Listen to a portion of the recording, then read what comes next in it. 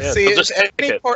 if any part of Canada seceded from another part, you'd still have a Tim Hortons within 5 minutes. Yeah, you guys stole our Tim Hortons, so it's really upsetting. What the fuck? That's just what America does.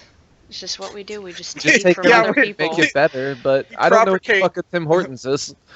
It's only in the north. You guys, I think Really? Burger King bought Tim Hortons, and so now Burger King and Tim Hortons are one, and Burger they King merged. sucks. Yeah, they merged, and so now Tim Hortons. A lot of it was really weird. A lot of guys, people I know, I'm boycotting Tim Hortons now and only getting coffee from McDonald's. I'm like, are you kidding? Okay. That's just more American. What do you do? The coffee from McDonald's is garbage. Oh my god. Up here So it's actually a lot better, apparently. I don't drink coffee, but my friends tell me that it's a lot better than Tim Hortons coffee. You guys are doing something right then, because it just sucks down here. Look, I'm sorry, but there's not that big a difference between fucking cheap coffee at one place and another. Right? I just know. You're not wrong. In fact, I'm sure the ingredients probably come from the same contracting company. I mean, the way you make it can make the difference too.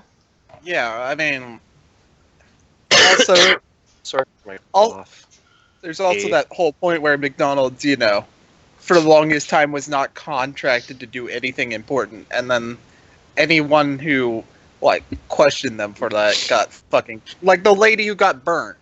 Oh yes, her. Oh, that was fucking stupid.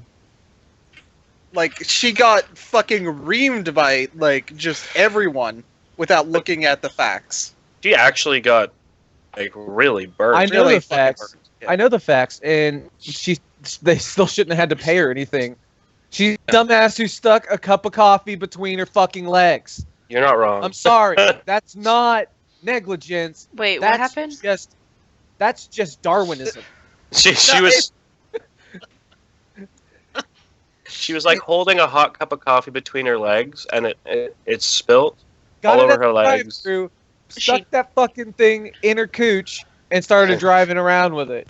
She wasn't driving. She was still in the parking lot for the record. She was not driving around with it. She was good. She couldn't even make it out of the parking lot. Again, Darwinism. No, listen. The coffee was boiling.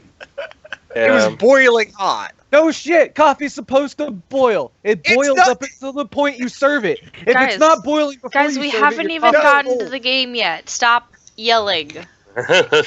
No, they're having this argument in game. Yeah. That woman that spilled her coffee all over herself in Amaranthine. In the car. Yeah, it's the new hip lingo for carriage. It actually is. Yeah, that makes sense. Honestly, though, coffee's supposed to be boiling right up until you serve it. Where's Ryan? I don't know. Apparently, he quit his job for us or something, and now not for us. My gosh. God, you're seriously doubt he quit his job for us. Definitely quit his job for us. I don't know what you're talking about. Yeah, we gonna start. Okay, I guess we're gonna start without him. A little lame-o. Well, he says he's online, so that's why I'm really confused. But he says it? That's weird. Well, no. The thing says he's online, so I don't know. I'm online. Join him again. Yeah. Or add him. I did. I've added him 3 times, and he won't exist. So. Well, that sucks. He'll join when the time is Existing right. can be tough at times. He just doesn't agree with Tim Hortons. He needed that McDonald's coffee. He's in California. Maybe there's some big California-wide issue. Other than water. Well, other than the fact that they're literally seceding from the U.S. without choice because the fault line. Nobody wants them. Yeah, I was gonna say they're gonna secede from the U.S. when they slip into the ocean. Nobody wants them. What are you talking about? That's not gonna happen for a while. Nobody wants. Nobody wants them, man. Their economy's fucked. And they have no water. What good are they to you? Anyway, we might as well begin. Hopefully Ryan joins us soon. Good morning, everybody. I hope you all had a fantastic week, so that the devastation of today will not be as... No, I'm just kidding. You all die. No. So Well, that was fast. last time, if you guys remember, remember? Okay, I told you I was going to do this. Here we go. God, no! No! No! No! Please! Hold on. I get taken down from the internet. Okay, so Why are we if you guys freaking remember, out? does nobody hear Game of Thrones? He started playing Game of I Thrones. heard Oh. it for. I don't I watch turned it off. Yeah. Oh, Yeah, you don't watch it. Basically, everyone you ever loved dies. Isn't that the same with Grey's Anatomy? Okay, so probably. I don't Okay, like anyway, we'll actually start now. So last time, you guys arrived. Well, no, you guys did last time. You guys finished off your big battle in the Hollow in Court's Landing. You guys fought your way through a Hydra and a Green Dragon, and though there was some mishap in the fight, you guys made it through. I mean, it didn't really affect the fight It was at just all. awkward. It was just awkward. So you guys managed to destroy a young green dragon like it was nothing, as well as a Hydra like it was nothing. It was fun. It was brutal. You guys were revered as wonderful people, and given some really cool magic stuff. Afterwards, you guys went back to the castle, and had a party for Cyrus's birthday.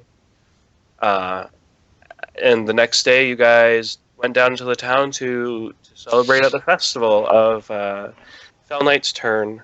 It was really good. The winter is really starting to come in. It was light flurries, but you guys had a really good time. And it's starting to snow basically all around now, because it's the thing about a flat planet. There's not really an equator. It's just cold sometimes. So you guys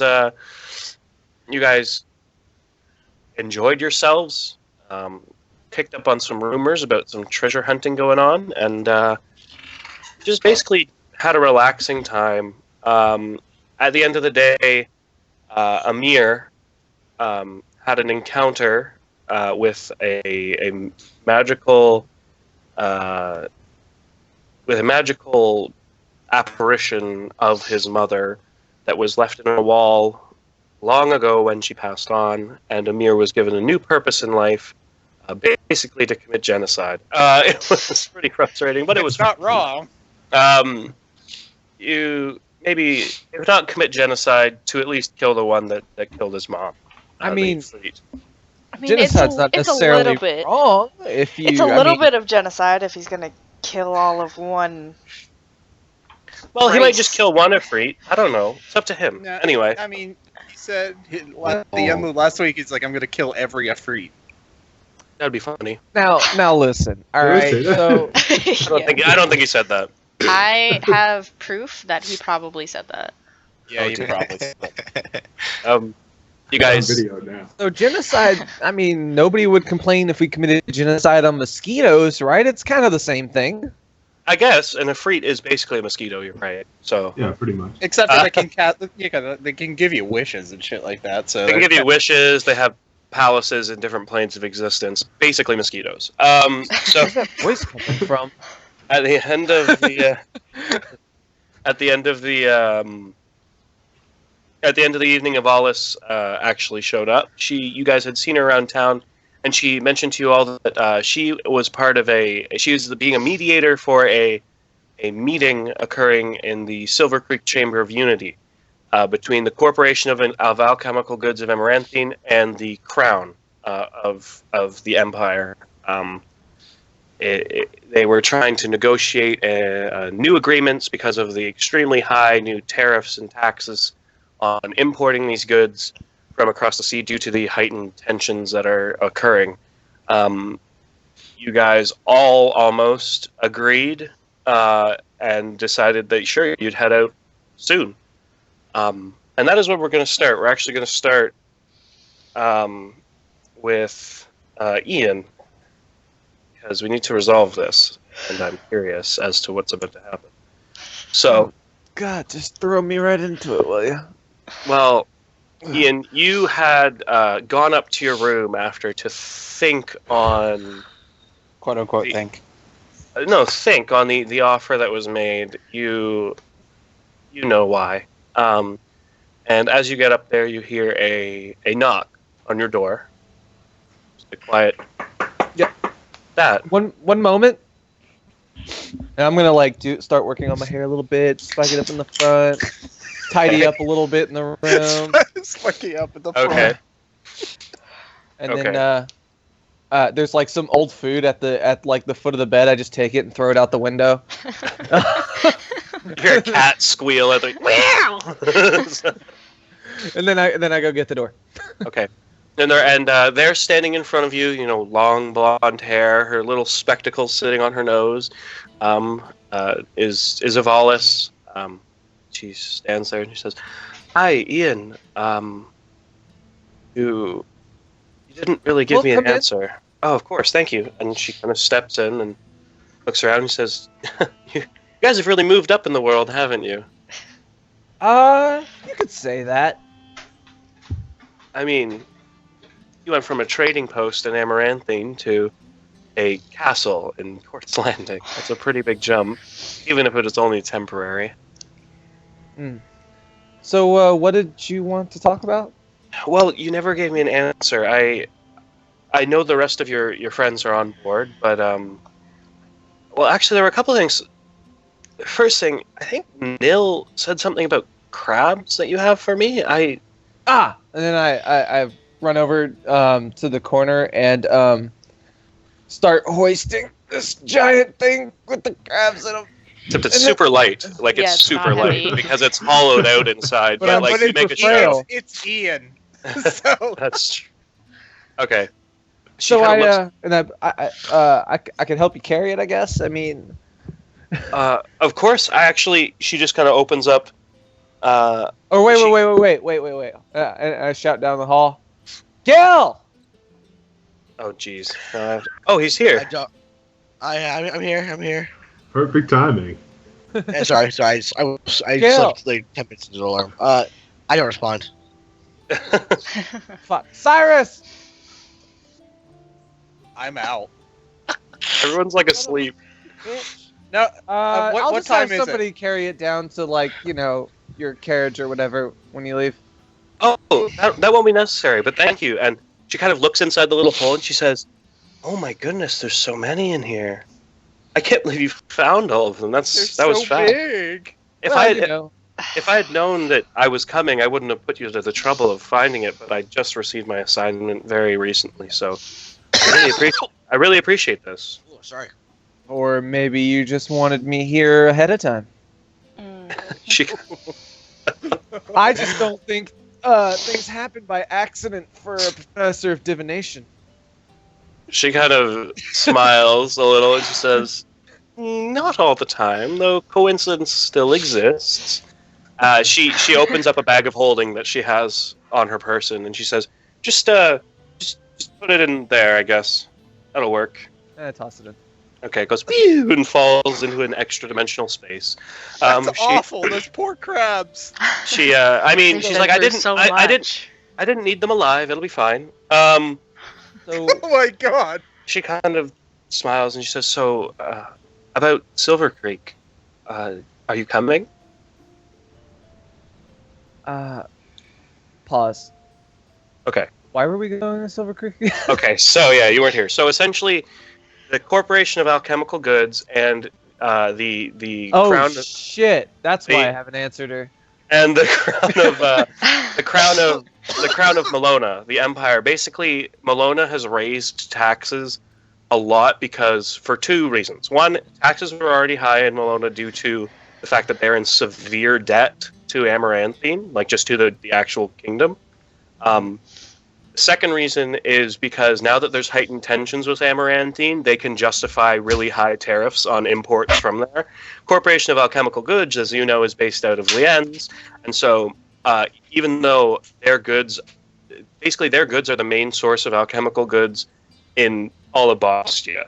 So they export a lot to Malona. And right now Malona is like, no, you have to pay these really high taxes now, and so people aren't buying the stuff as much. And basically the Corporation of Alchemical Goods pulled out. They're like, screw you, we make enough money without you. We'll just sell to Amaranthine. And then they basically said, and now that we're out of your your area, and you'll have none of these goods, you'll be at a disadvantage when war finally does happen. And they kind of rubbed it in their faces. And basically the crown is like, shoot, they're right. Because the only real... There are some alchemical goods, like,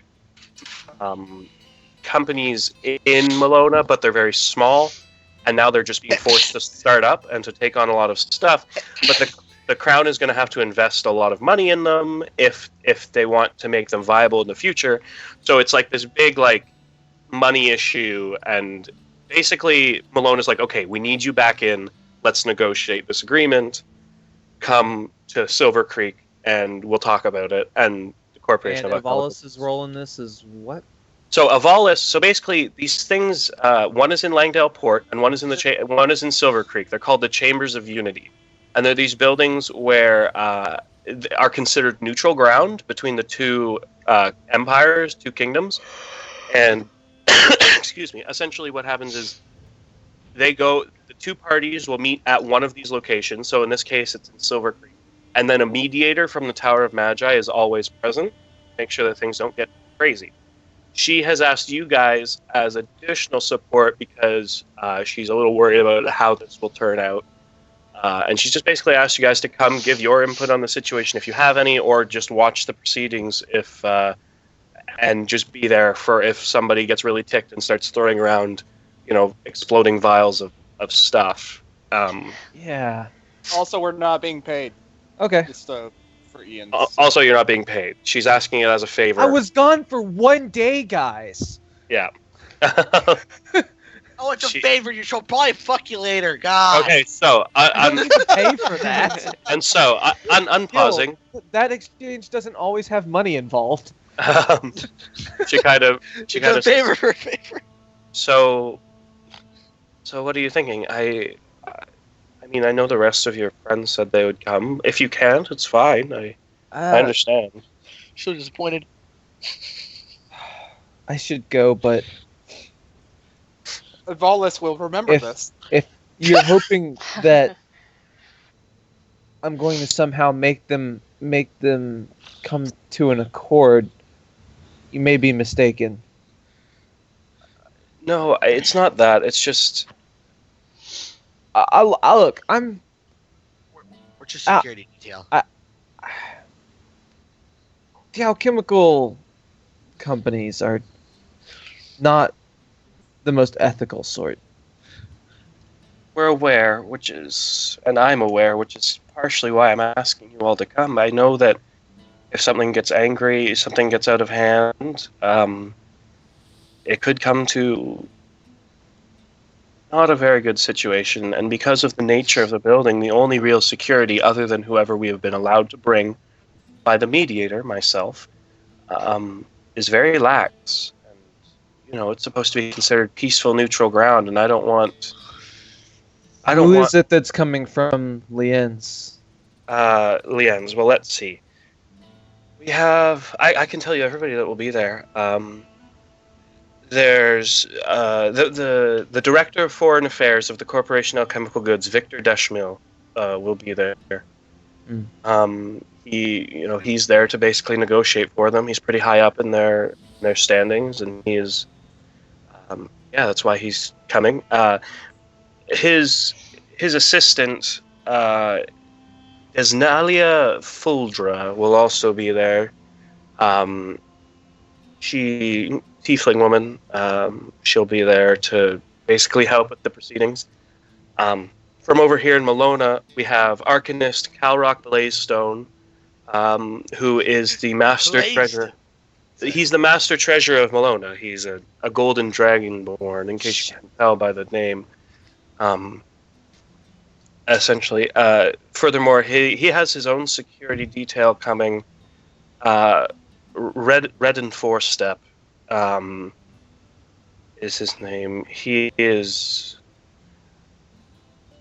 will help, but I'm not comfortable with just him. He will only look out for the treasurer, and I want to ensure the safety of everyone involved.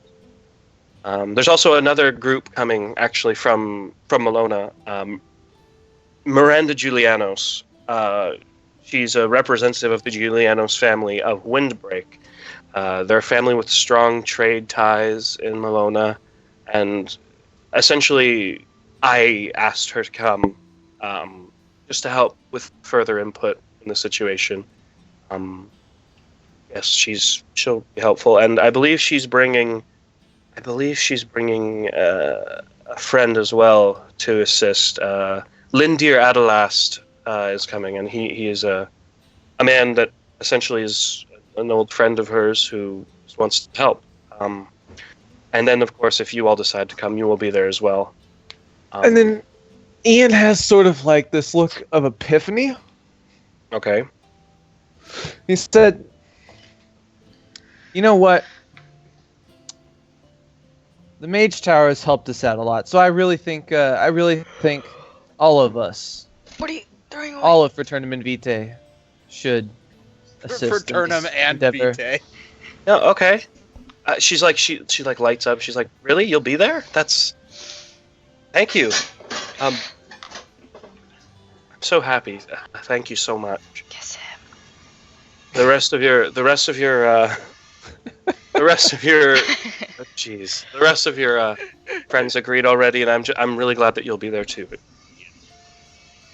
kind of smiles and he says, Go ahead. She's just kind of like clasps her hands together and she says, "I really appreciate everything you've done for me specifically, you know." And then I kiss her. Oh no. Okay, so that happens. That happens, and then she kind of steps back for a moment. She says, "Oh dear." Oh shit. That time. And then she kind of, you see her kind of look questioningly around, and then she kind of goes, we'll talk about consequences tomorrow, and fade to black. Yeah. Fade to black. Plan B is Plan A. Okay. Well, So the Plan next D. day, you all wake from a restful and enjoyable Well. restful. Well, okay. Anyway, moving on. You guys all end I'd up. like to run by the docks before we head out. Of course. Okay. So essentially. Yeah, I would like to go to the market as well. Okay. No problem. But first, as you guys come downstairs, seated another huge breakfast prepared for you all. It's just great. It's wonderful. You guys are getting spoiled here. Like all the food and the beds and everything wonderful. delicious. Avalis is not present in the morning, Ian. Present. Ian's present. Avalis is not present, Ian. Don't take it personally. So as you guys are eating, it's about it's about 9 a.m. and there's a knock on a door, and Gerard, the butler, kind of comes and he's like, "Professor Avalis has returned. Yes, sir. I'll let her in." And he kind of waddles. He doesn't actually walk. He kind of waddles a little bit and opens the door, and she comes in. She walks up to all of you eating, and she says, "Good morning, everyone." She kind of looks across the table. Her eyes kind of rest on you, Ian, for just slightly longer. Ian winks. And then she actually winks back. And she kind of continues and looks over at the rest of you, trying to avoid eye contact with everybody. She kind of says, "So if we're all ready to set off today, that way we can be there basically the day before the deliberations start. We'll have a day to get you all situated, get you all rooms in the Chamber of Unity. So we'll be set. It'll probably be, we'll start at noon on the first day, and we'll deliberate into the evening as long as it takes. And it may take a second day, as these are not the happiest of people." Nobody's kinda looks- happy in any of these kingdoms. That's not true. I'm very happy. And hey, I'm sure some of you are happy too. And you see Ruby, one of Amir's cousins, a little girl, she kind of jumps up. She says, "I am very happy all the time. So I don't know what you're talking about." And then she sits back down. Her mom You kind said of... You said it's getting colder, right? Oh yes, it is. Winter's basically here. Yeah. It started. Okay. Professor, I just need to. I know you want to rush out very quickly. I just need to pick up a few things from the market, if you don't mind. Of course, take your time. I've been talking with Braden here. Braden, right? Yes, and Yeah, Braden kind of pipes up, and he's kind of like, "Yes, indeed." Yeah. He says it's probably going to get very cold there, and I'd imagine last time we went to a cold place, we didn't really prepare for it, and it was very, very dumb. I would prefer not to do that again. She kind of nods. Very understandable. I have some spare coats on the wagon. Not enough for all of you, though. And you see she is wearing this like really big like fur. It's like a pink almost fur coat, and Yeah. she's kind of like, yeah, it's like really, it's like over the top. She's like, and she kind of looks down at it. She's like, don't mind the coat. It's a gift, and I just can't leave without it. She kind of shakes her head. It's ridiculous. I don't worry. I know about ridiculous coats, and I pick out my Dalmatian coat. Oh yes. God. Yeah, And but there's the a- difference, Cyrus, is that she makes it work. Ooh. Well, then here, Ian, you make this work, and I toss it to him. What? So now you now have a And- you now have and I a walk- coat. I slowly I hand walk it away. back to him, No, I walk away. then Okay. drop it. I'll walk away. Okay. He goes And to then hand it I- back. I Cyrus snap my walks away. finger. I snap my fingers, and I'm at perfect room temperature. Okay. Prestidigitation, Okay. which I didn't have before. Awesome. Okay. So you. Oh, That's ridiculous. Gil, I'll need you. I was going to the market anyway. So she kind of looks around and says, "Well, why don't you all take care of your business? I'll meet you all on the main road heading out of the north gate of the city, and I'll just be right by the north gate, and we can go from there. And bye, guys." And she kind of runs off. Braden, before you guys leave, Braden walks up to you, Cyrus, and he says, Oh yeah, hey Um, Braden. "Hi, I appreciate you being so. You sharing your home with us. Oh, of course. It's really my father's home. You should make sure you thank him before It's he your leaves." family, though. Your family has been nothing but generous and fantastic. You've just been so kind.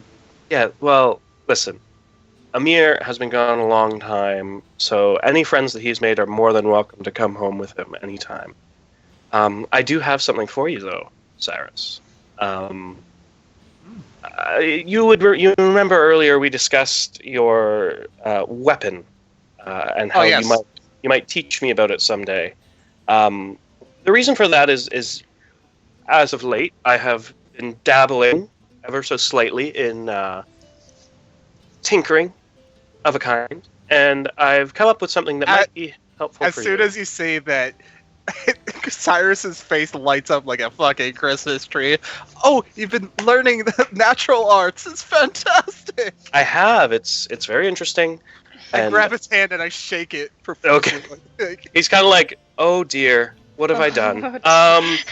Listen, Cyrus. I have something for you, and you can't get too excited because I can't handle it. And he kind of laughs, and he's like, "Listen, I have something for you." And he kind of just don't move, and he runs off, and he comes back, and he's holding this. It looks like it's about 2 feet long, about a foot and a half wide, and then like kind of thick, maybe like 6 inches thick block, and it looks like wood with metal mixed in, like attached to the bottom. And he's like, "Okay, so this is for you to use on your journeys, because I know you guys travel a lot. I was talking to Amir, and you don't get to build as much as you'd like. I know when I'm traveling, it's always frustrating. So I had some of these made, and they're super useful. So you'll be able to do a little bit of work while traveling with your friends." And he takes it and he sets it down on the table.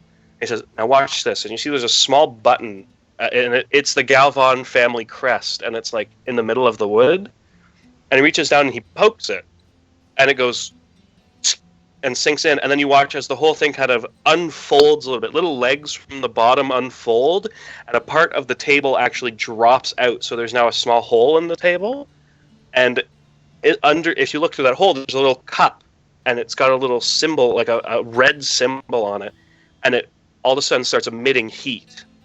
And the other part of the table is just a bench, but it's all like stood up. And he's like, "This is a portable tinkering bench that you can use when you need to. It's got this little enchanted piece that you can heat metal in and the like. And it's got this workspace on it, and it's got small tools. And he pulls out, and it's got like little drawers on it. And he pulls it open. It's got some tools you can work with. And basically, all you need is materials, and you can make things while on the road." And I thought you might like it, and might be able to use it to make my nephew here even cooler than he already is, with some pretty interesting things. If that gun is any indication of what you can do. Ear to ear fucking grin. Yeah. He's like, "I hope you enjoy it." And Thank you so much. I don't know what to say. Literally don't know what to say. All you have to do is show me how to make a gun someday. Someday. Kind of smiles, and Definitely. that I just hold out a hand for him to shake, basically. and he clasps it, and he shakes your hands, and he says, "Kindred spirits, my friend. It's hard to find them." I know you guys wanted to go to the market. Who's all heading out? I'm still heading out. I'll go. So who's going to the market? Nil, Gil, I'm going to the Cyrus, docks. and you're going to the docks. Kale, anything specific? No. No, Kale just goes to the wagon. Okay. Amir, anything specific? Nope. Just saying Okay. goodbye. Okay, hugs all around, tears, come back soons, all that fun stuff. I'll grab my winter coat. Okay, Not that I really need it, but you grab it anyway. it is. Yeah. Okay. So let's take care of shopping first, because it takes ages. All right. I'm quick. All right. So, Nil, you go first. Looking for winter stuff. Are you all looking for winter stuff? That too, yeah. I'm grabbing a few extra things too. Yeah. Also, Okay. yeah. So let's deal with winter stuff first. You guys go through. You find a small shop that makes basically big winter coats and some lighter jackets and the like. And there's a guy there, and he's a dwarf, and he's short and balding, and he's got a big red beard, and he's like, "What can I do for you today?"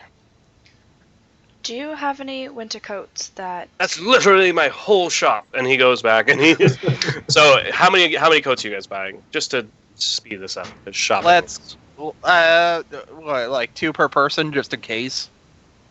We have ridiculous amounts of money. I'm just You're gonna not buy wrong. one. Okay. You guys also have tons of money in the bag of holding that you could use for stuff like this. Yes. Okay. So you guys are gonna buy. So there's 6 of you. So you're saying 11 winter coats because Nil only wants 1. I buy her an extra one. God Okay. 12 winter coats. It's Not probably gonna carrying cost it. you. It's not. You're not carrying it. We have a bag of holding. We have 2 bags of holding. That's gonna be probably like 3 gold pieces each. Maybe it's not too expensive. Maybe like 5 gold pieces each. Okay. So You writing six, that down, six, Gil, or me? 60 gold. I'll get it. It's in the bag of holding. Yeah, just out of the bag of holding funds. Okay, And actually, somebody else I'm can do that. paying Somebody else for can my edit it. I've got own- all these other different stuff. I'll out do it. Okay. Yep. Okay. This can come out of Cyrus's personal fund. I want to get a abacus. there. Okay. I want to get some antitoxin. Okay. Let's say 2 vials of that, just in case. Okay. I want to grab some. I want to grab an extra backpack just to be safe. Okay. This is Cyrus's I want to be safe as fuck day. Okay. After almost dying to a dragon. Understandable. Definitely another bedroll. Oh my gosh. Um, Okay. Yep. I want to get a blank book, just a blank book. Okay. A couple of glass bottles. Oh my gosh. Okay, I've got to like go through and find how much all these things cost. I'm looking at it right now if you want me to read it out. That'd be great. I would like a Abacus. blank book too. Okay. Okay. Abacus is 2 gold. Okay. Antitoxin 50 gold each, so 100 gold for that. Okay. Backpack 2 gold. Okay. Bedroll 1 gold. Okay. I'm grabbing a couple blankets, so those are 5 silver each. Okay, so I'll just add 1 gold. It's whatever. Yeah. It's got to cost you something. A book. It just says plain book, 25 gold. I don't know if you want to go with that for a blank book, but I imagine paper's not too easy to run around. So yeah, we'll say 25 gold makes sense. yeah. Okay. I want to get a couple candles because I'm a human. Okay. I mean, screw torches. Walk around with candles. Well, I figure like if we're in a cave and we ever get lost, I can put a candle in like a corner or something, and it'll burn there until whatever. Okay, how much is a candle? 1 copper. Okay, you can just have those then. Okay, couple candles done. Let's say a piece of chalk because chalk. Oh my gosh! Yeah, I'm really going ham right now. Just list the thing. Okay, list the things of consequence. Well, I guess chalk is important. Okay, chalk. What else? Do you have it written down or typed out? You could just like drop it in chat or something. Yeah, that's a good idea. You want me to write this all out? Well, you're gonna have to write it in the bag of holding anyway. Okay. Because I ain't writing it. I hate Cyrus to the bag of holding. I'm gonna get a hooded lantern because human. Okay. I'm buying a magnifying glass. Oh my gosh. Okay. Well, I'm a tinkerer. Come on, I need to be able This to is see. gonna be like the shopping episode. All right, continue. I think I still have my ropes. I don't think I need that. Yeah. Other than that, I just want to refill on everything I have. All right, that'll be Okay, to refill on every. What do you mean refill? Like torches or whatever I've ever used. Okay, so let's just round it off to a nice even 140 gold to refill. Yep. Okay? Jeez. Make sure you write all that stuff down in the bag of holding, because if it's not written down, you don't have it. I was thinking about this. I wanted to get 2 tents. Okay. Two Make sure person you- tents. Write down the cost of those two. They're both 2 gold each, so. All right, so that's 4 gold. Just make sure you write everything down, so that you don't A, forget, and B, I know you're not lying. But I probably will remember this moment for forever. It's so exciting. Okay, Gil. I know, but hey, I'm the most prepared character in the group. Just saying. Okay, Gil, what do you want to buy? I want a glamored studded leather. Okay, that's gonna be a little harder to come by. Hey, going back to that magic shop from before. Yeah. Okay, make an investigation check. Oh shit. Investigation. All right, first of all, let's go. I'm not going there. Let go. Never again. How'd you do? 20. Okay. As you approach the shop,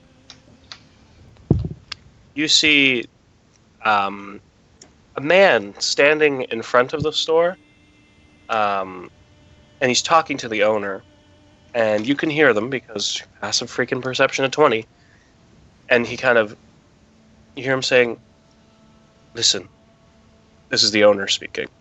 So, I don't think we should sell that staff. To keep it for ourselves. We can use it. All I need is somebody that speaks Abyssal who can activate it." And you see the other guy kind of like, "Abyssal? Jeez, are you sure you want to mess with stuff like that? That's Oh my god. pretty crazy." And he's like, the other guy's like, "Yeah, I know, but just power available to us. Think of what we could do, and nobody would God know damn it. about it. We We can gotta wreck. kill him. We We just can- gotta kill him. you so much. And the other guy's like, yeah, I guess. He kind of shakes his head and he's like, listen, we'll talk later. Like, yeah, for sure. Bye. And the guy up front walks away. And the owner kind of opens his store up and walks in. Okay. Okay, and then you can go in and buy stuff. Real quick, before when we had that's the staff that from that douche from the cult, right? It was from Daniel. I mean, you think so? You think that's probably the staff he's talking about? Well, I'm trying to remember like that was the staff that we gave him. You guys took it from Daniel, and Ian told him it was like super evil and like super powerful. It really wasn't, right? It was just a fucking stick, Trip, right? it's not. It was just a stick. It's Okay, so Arctic Focus. Okay, I got nothing to worry about then. I don't give a shit then. Alright, cool. I'm gonna walk in. Okay. And I'm gonna go. I'm gonna go to get buy that glamour studded leather. All right, let me look. Glamored studded leather. It's rare. Oh, I'm aware. He looks over his stuff and kind of says, all right, you have one set of glamored studded leather. It's going to cost you 6,250. 6,000? 6,000. Come on, champion of the Hollow. Then you should have no problem paying for it. Ooh. Listen, I saw what you guys did in there, and Yeah, I think you're great. I had nothing to do. Never mind. I thought it was something else. Yes, continue. I also saw You could threaten. you guys. I also saw all the stuff you guys bought earlier. I know you've got the money. You know you've got the money. 6,250 gold. Ow. No, I liked the store before, but apparently the owner. I take out the last beat of force bag of holding. How much would this be worth? What'd you take out? Oh, a beat of force? Last A beat of lot. force. He kind of thinks for a second. It's like, well, we do sell these once in a while. They're not the rarest of items. Let me call my expert on beads of force. It's a rare item though. I know it's a rare item. It's okay. I know what I'm doing. Don't judge me. I would Well, imagine. mainly because I know he's full. threatened. I'm thinking he's also full of shit. So I'm like, I'm on you. He's kind of like, I'll give you 1,500 for it. Okay, that's fair. And then I'll give you this, and then what will remain to me? Let me calculate it real quick. You said 6,200, right? 6,250. Okay. 6,250. Okay. Minus 1,500. I don't mean that be that kind of asshole, but can I also get 2 healers kits, Craig? 2 healers kits? Yeah, I think it would probably be good for at least 2 Sure, of our so- people to have as long healer as you- kits. Mark off the gold? Then yeah, go for it. Yeah. Okay. Yeah. All right. Cool. All right. I'll buy that. I'll give him that, and I'll buy the stud leather. Okay. After taking out money from the bag of holding. You're gonna take money out of the bag of holding? Yeah, 'cause I'm a little. I'm just a bit short, but it's fine. I'm not taking all of it. Wait, you didn't bet? I bet, just not enough apparently. So I hand him the beat of force, and then 47.50. What'd you buy? Glamored studded leather. Glamour studded. It basically lets him change his clothes at any Yeah, time. I know what it is. How many did Also you get? plus one. One. You got one. Damn, you're poor. Yeah, poor. I got no fucking money now. I'm on emergency funds. Okay, so with shopping complete, This Winter is the coat reason spot. why he's an urchin. He doesn't know how to spend his money properly. you guys all, unless anybody wants to do anything else, we all Yo. hop onto the wagon. How much Yo. is writing utensils? You can Oh, have I- writing pencils. Okay. Yeah, you could just borrow them from me. All right. Yes, I hear you. Mike, what's up? Docs. Oh, yes, you. Okay, so, Ian, you step down to the docks. You know, there's a bit of a breeze blowing, and there's the snow. It is a light flurries sort of day. You see ships kind of heading out of the harbor. It's a busy port. it's a really nice. It reminds you of home actually sometimes. Okay. So, a quick errand. I'm going to just go up to one of the guys that clearly looks like he's fixing to head out for Amaranthine. Okay. Loading up on the classic commodities, and just say, hey, go ahead and can you put this on post to Gents when you get there, and it's a letter to Malak telling him to send kolaches to here and to Silver Creek. Okay. And then there's also information about setting up the branch there and how to do that and what he needs to do. Okay. In Silver Creek, you want to set up a branch, or in Quartz Landing? No, in Malona, because they offered. Yeah, in Quartz Landing. Yeah. Okay, that's where you guys are. Oh, okay. Cool. That's where they offered to put it. Okay. Yeah. Like Malona's the continent, Quartz Landing's the city we're in. Yeah. There's a city of Malona because confusing things, but yeah. Okay. Cool. So then I'm gonna head to one of the shadier taverns, where people get kicked out and the cops are called every night, kind of thing. Okay. All right. You find a seedy joint, and it's called. It's literally just called the Donkey. It's just called the Donkey. Okay. The donkey's ass. No, literally just the Donkey. And anytime you mention the name, people snicker because they think it's a really clever joke, but it's really not. I've spent some time. in Lien, so I'm looking for basically banners for ships that I recognize that are of the privateering nature. Okay. Make an investigation check. Crit this shit. Crit this shit. Oh gosh. Investigation. I believe in you. Oh, there it is. Looking around the harbor, you don't find specifically like Amaranthian ships and just privateers that you know of. You don't really see any around. You do see, some ships with banners that don't belong to the crown, but you're not really sure like if they're just merchant ships. Yeah, okay, the barkeep kind of comes up, he's like, yeah, what can I do for you? He's like a human man with a black grizzled beard. I'm like, what can I do for you? I'm looking for some troublemakers. Well, you have come to the right place. Up at the court. So, you don't want to cause any trouble with them now. And I flick him a gold coin. He kind of snatches what I'm talking about.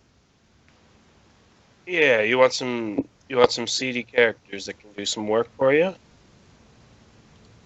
What exactly? Yeah, sure. Like no. So what are you looking for? Like pirates. Specifically, just pirates. Okay. You kind of he's like, yeah, we got a couple of people. Listen, you see that man over there in the corner, and there's a guy in the corner of the bar right now, and he's like arm wrestling another guy. He's like a smaller guy with he's like an elf, and he's got an eye patch, and he's arm wrestling this big like half orc guy, and they're like, and they're locked, and it's the weirdest thing because you see this giant half orc and this little elf, and they're just locked in this competition of strength. Eventually, the elf actually wins, and he kind of smiles and spits, and he's like, and the barkeep's like, that is the captain of one of these people you're looking for. So you can talk to him, I guess. Right. Thank you. And then I go over there. Okay. You walk up. As you walk up, that half orc that just got beat steps up from the table, and he walks right up, and he puts his hand on the battle axe he has on his waist, and he looks at you and he's like, "Boy, what do you want?" Oh, I'm just here about a job. If I'm at the right kind of folk that are looking to make a quick coin, an easy score maybe. Make a persuasion check. Oh no, Ian making a persuasion. Yeah, I know. It's a low roll for me. He kind of looks. He's like, "Yeah, I like money. 1 second. And he turns back and he's like, oi, Sigga, Captain, sir, there's a man here who kind of wants to talk to you, I think. He says he's got money. Yeah, and like he's like yelling, but the elf is literally like 3 feet behind him. He's really you get the sense that this guy is just really dumb. Yeah, I just poked my head out from around him and smiled. Okay. Hi.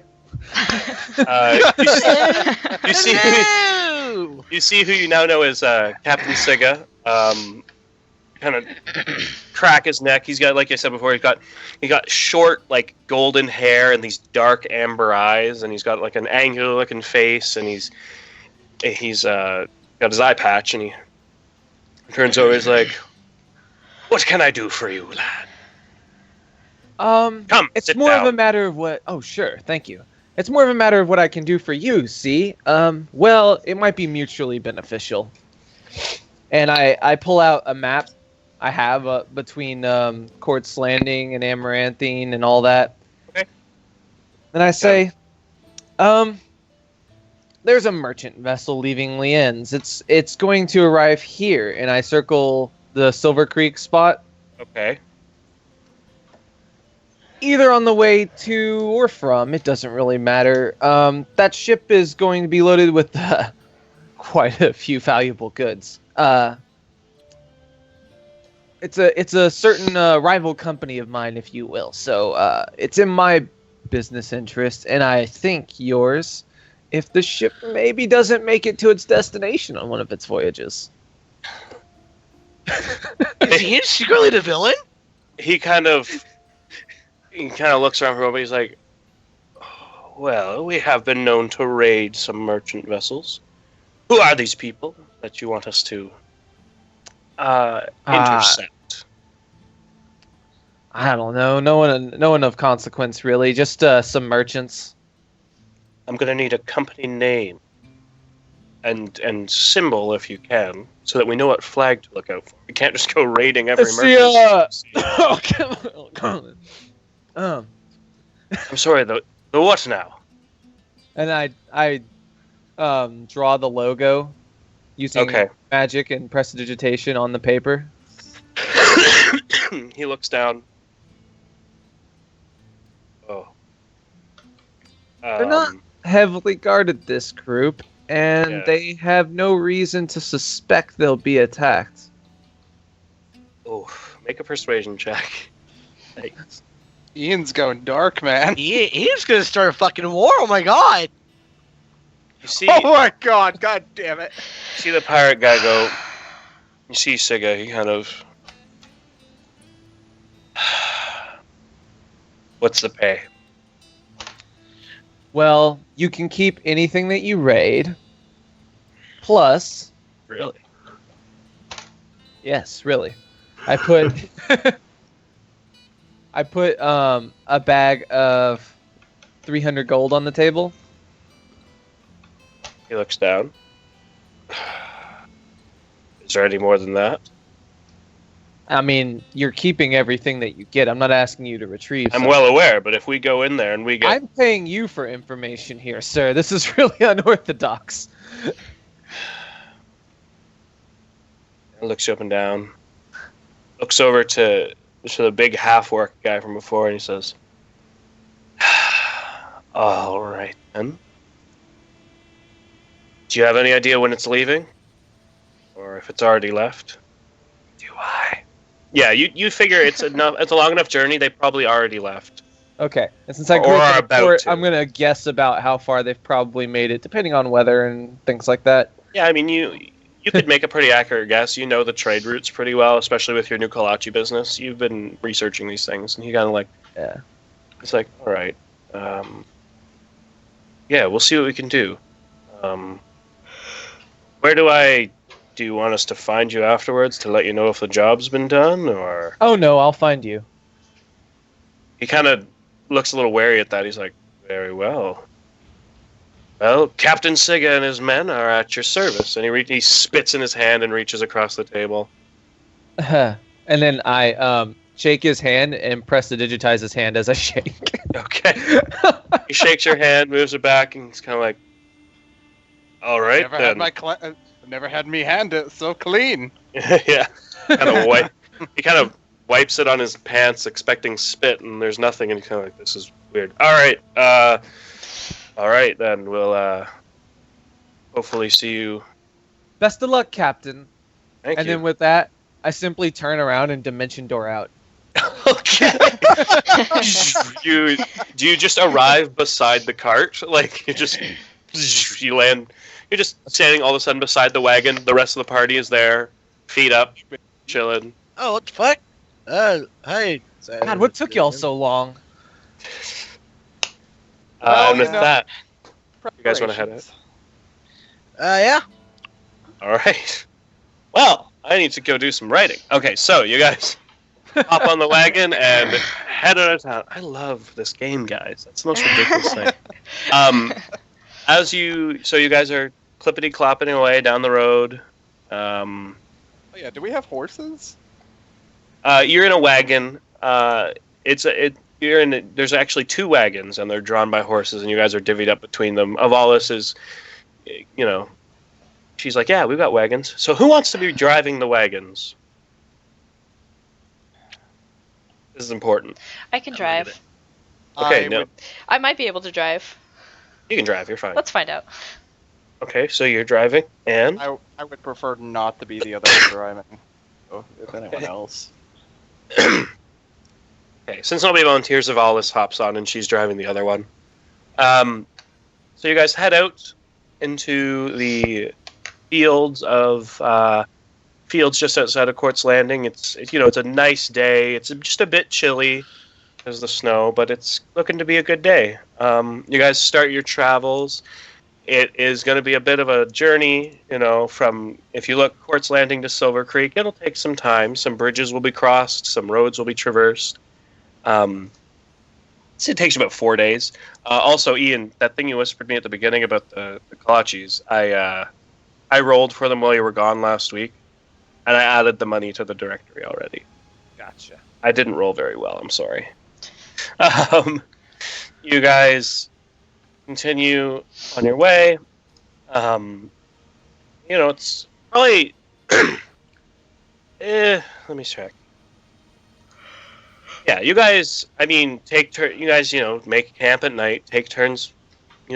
Taking watch, stuff like that. Nothing too exciting. I'm not super worried about the journey. It's a fairly well-traveled road.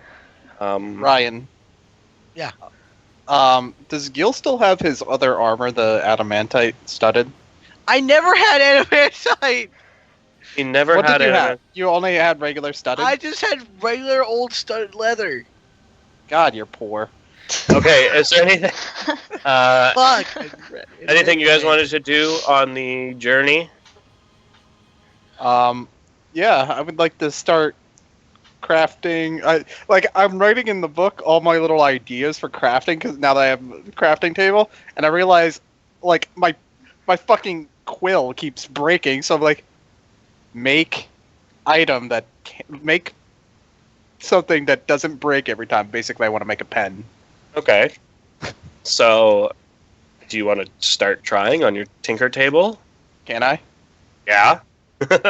So just make a tinkering check. You've got some, you don't have tons of materials at your disposal, and that is the limitation of on the road. Unless you've prepared to be tinkering on the road, it's not going to be the best. But go ahead and make a tinker check.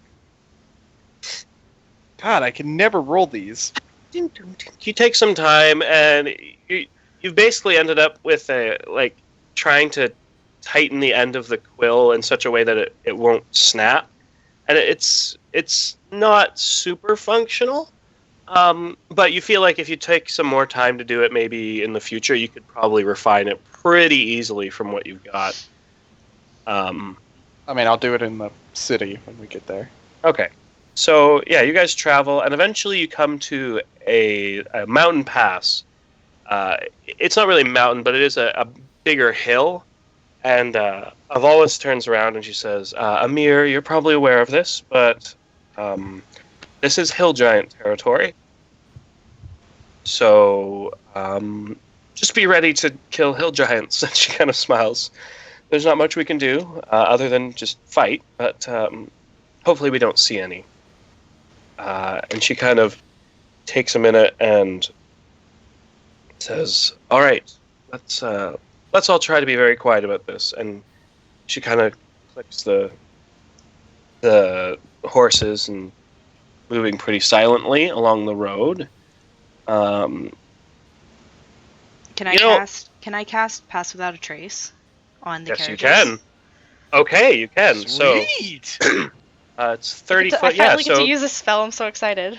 okay, so you guys watch as Nil takes a minute and she finishes an incantation. You watch as the two carts. It's almost like any shadows around you guys just kind of congeal to them, and it just makes you guys very stealthy. So I'm going to need Nil. I need you to make an animal handling check, and then everybody else, and a stealth check, and everybody needs to make a stealth check, and you add plus 10 to your stealth check. 24. Here gets an 11. 39. Stealth. I fade out of existence. Let me just. 16. Where are my NPCs? I've got to roll Yeah, stuff but out. we're because of that pass without a trace, like because we're doing it as a group. So, oh, Amir! You roll a good stealth check. 28 stealth. Amir, for once, is the most stealthy guy other than Gil. I'm Okay. like 30. I'm a 39, bro. So, let's see. So we've got 24, so 24, 21, 30, 39, Yeah. 21. We're missing Ian. No, I'm there. It's not 21. It's actually 16. That's the Kale. animal healing. Yeah, Kale. it's 16. We're missing Kale. Kale. Steve. Steve. Where'd he I think go? he died. Get in here. Has he been here? He was here. Yeah. He said, nope, a while ago. I don't know if you're muted, Steve. He's only in Is roll he- 20. Yeah. Oh, he's not. I don't know what happened. Could you roll for him, Craig? Steve. Sorry, what's going on? You're Can not. you roll in- stealth? There you go. Like, yeah, in here. Steve. Or Sorry, Steve.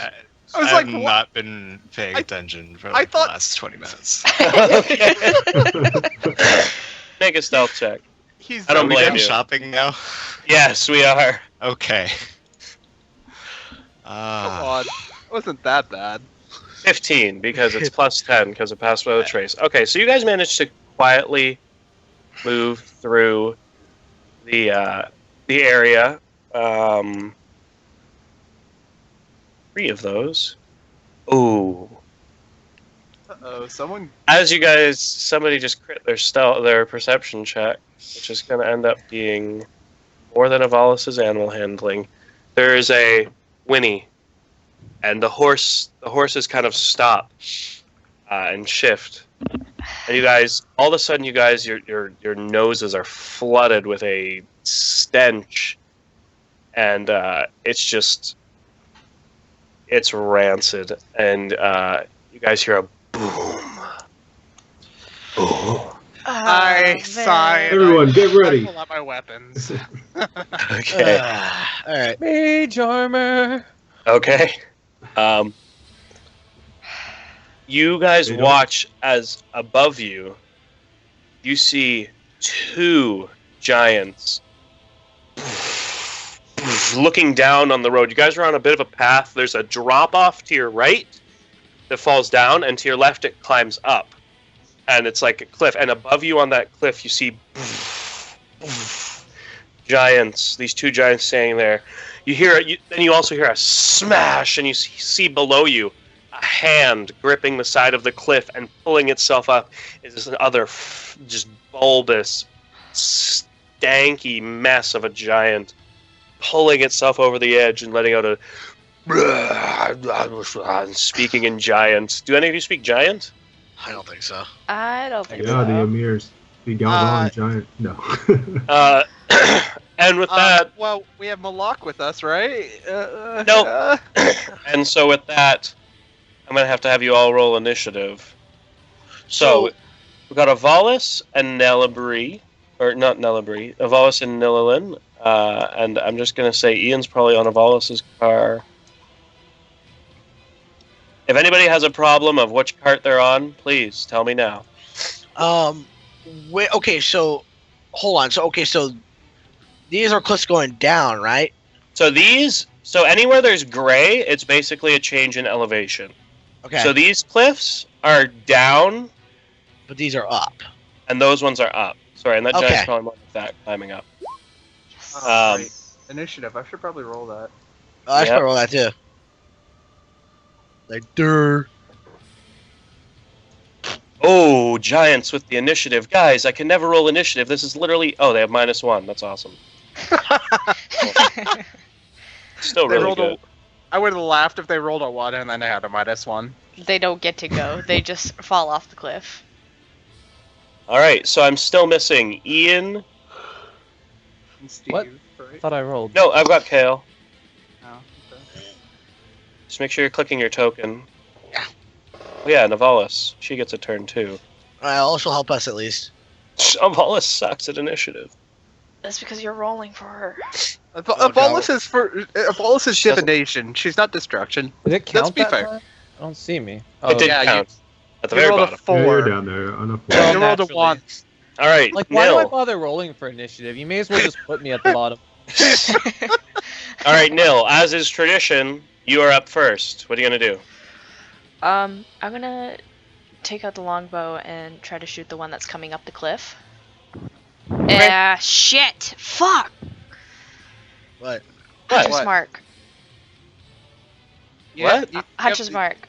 Oh, okay, that's fine. You said it before you rolled. We're Yeah, okay. you didn't roll yet. Yeah, so you it's didn't fine. roll. It's all good. It's all good. It's okay. It's okay. Because it was hard on her Yeah, last time. She was really mad at herself after No, that. I was Yeah. looking at it again. I was like, I gotta do this. I even wrote down 5 spells. Okay.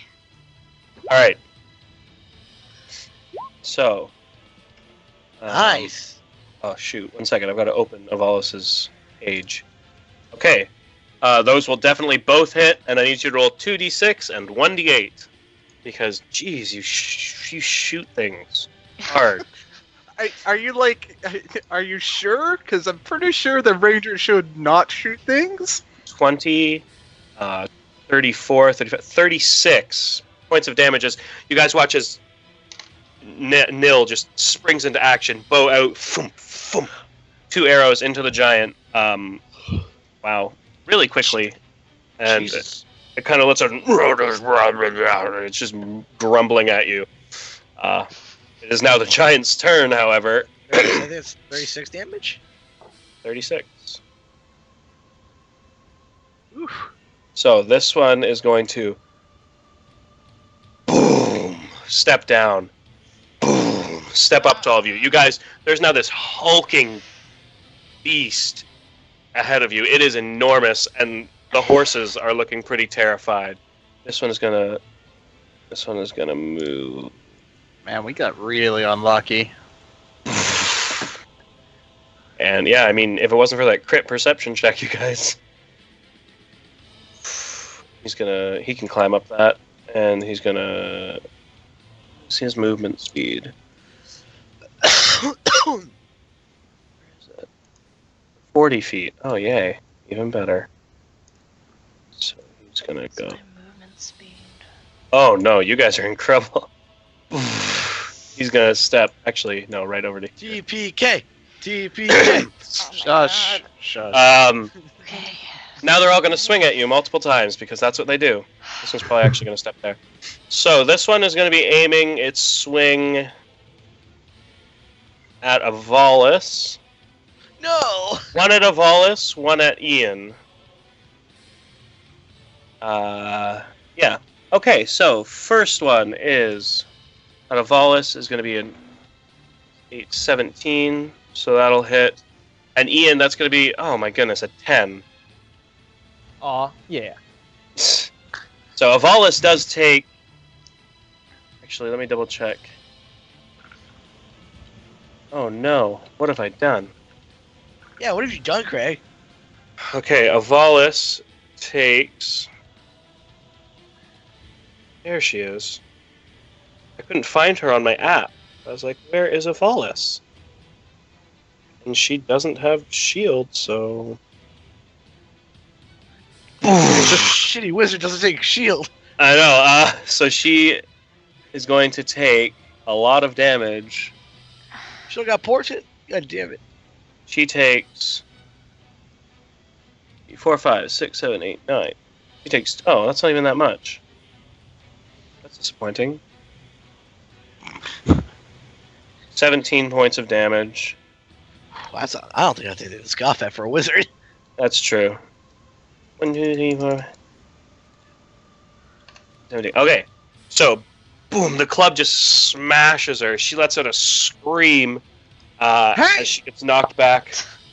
Now this one is going to swing at you, Cyrus, and one at you, Nell. That's going to be a natural 20 on Cyrus. Why is it always a natural 20? I'm immune to crits though, so That's okay. Yeah, you're right, you are. And a 19 against you, Nell, so I think both of those hit. Yeah. So, for you, Cyrus, you take 12, 23 points of damage. And Nell, oh my gosh, that was a good one. And Nil, you take 24 points of damage. Yeesh! As boof, boof, you guys are just smashed with these giant clubs.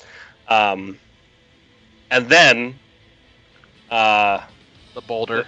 the third giant is going... You see the third giant lean down and pick up this giant rock. Ian, you have PTSD moment of the last time you took a giant rock to you. And he's going to take it, and he's just going to throw it at... he's going to throw it at a random person on that. It's going to be Amir. Sorry, Amir. And, the squishy's getting hit today. oh, and that's going to be an 18 plus something, so that definitely hits. Mm-hmm. You take... Yeah, tell me the damage. You take... Oh, that could have been a lot worse. You take... Oh, not much worse, actually. 18, 19, 22, 27 points of bludgeoning damage as you just see this boulder come and boof, hit you, and you almost fall off of the carriage, which is surprisingly still intact. Gil, you're up. I just Try I'm just them. like, Jesus, this is bad. Okay, I'm going to go Get up and... on the Hydra's back! They say Hydras. I'm gonna go and like over here. I'm gonna start. That's technically On it? in its space. So, like, Ah. yeah, like there you can hit. It's fine. Because he Okay. occupies Oh, okay. a 3x3. Oh, okay. Well, I'm gonna like start slashing at its like legs. Okay. It's Roll on the to cliff, attack. so I'm like you're Yep. stupid. No, I know. Okay. And this is the Dragon Slayer.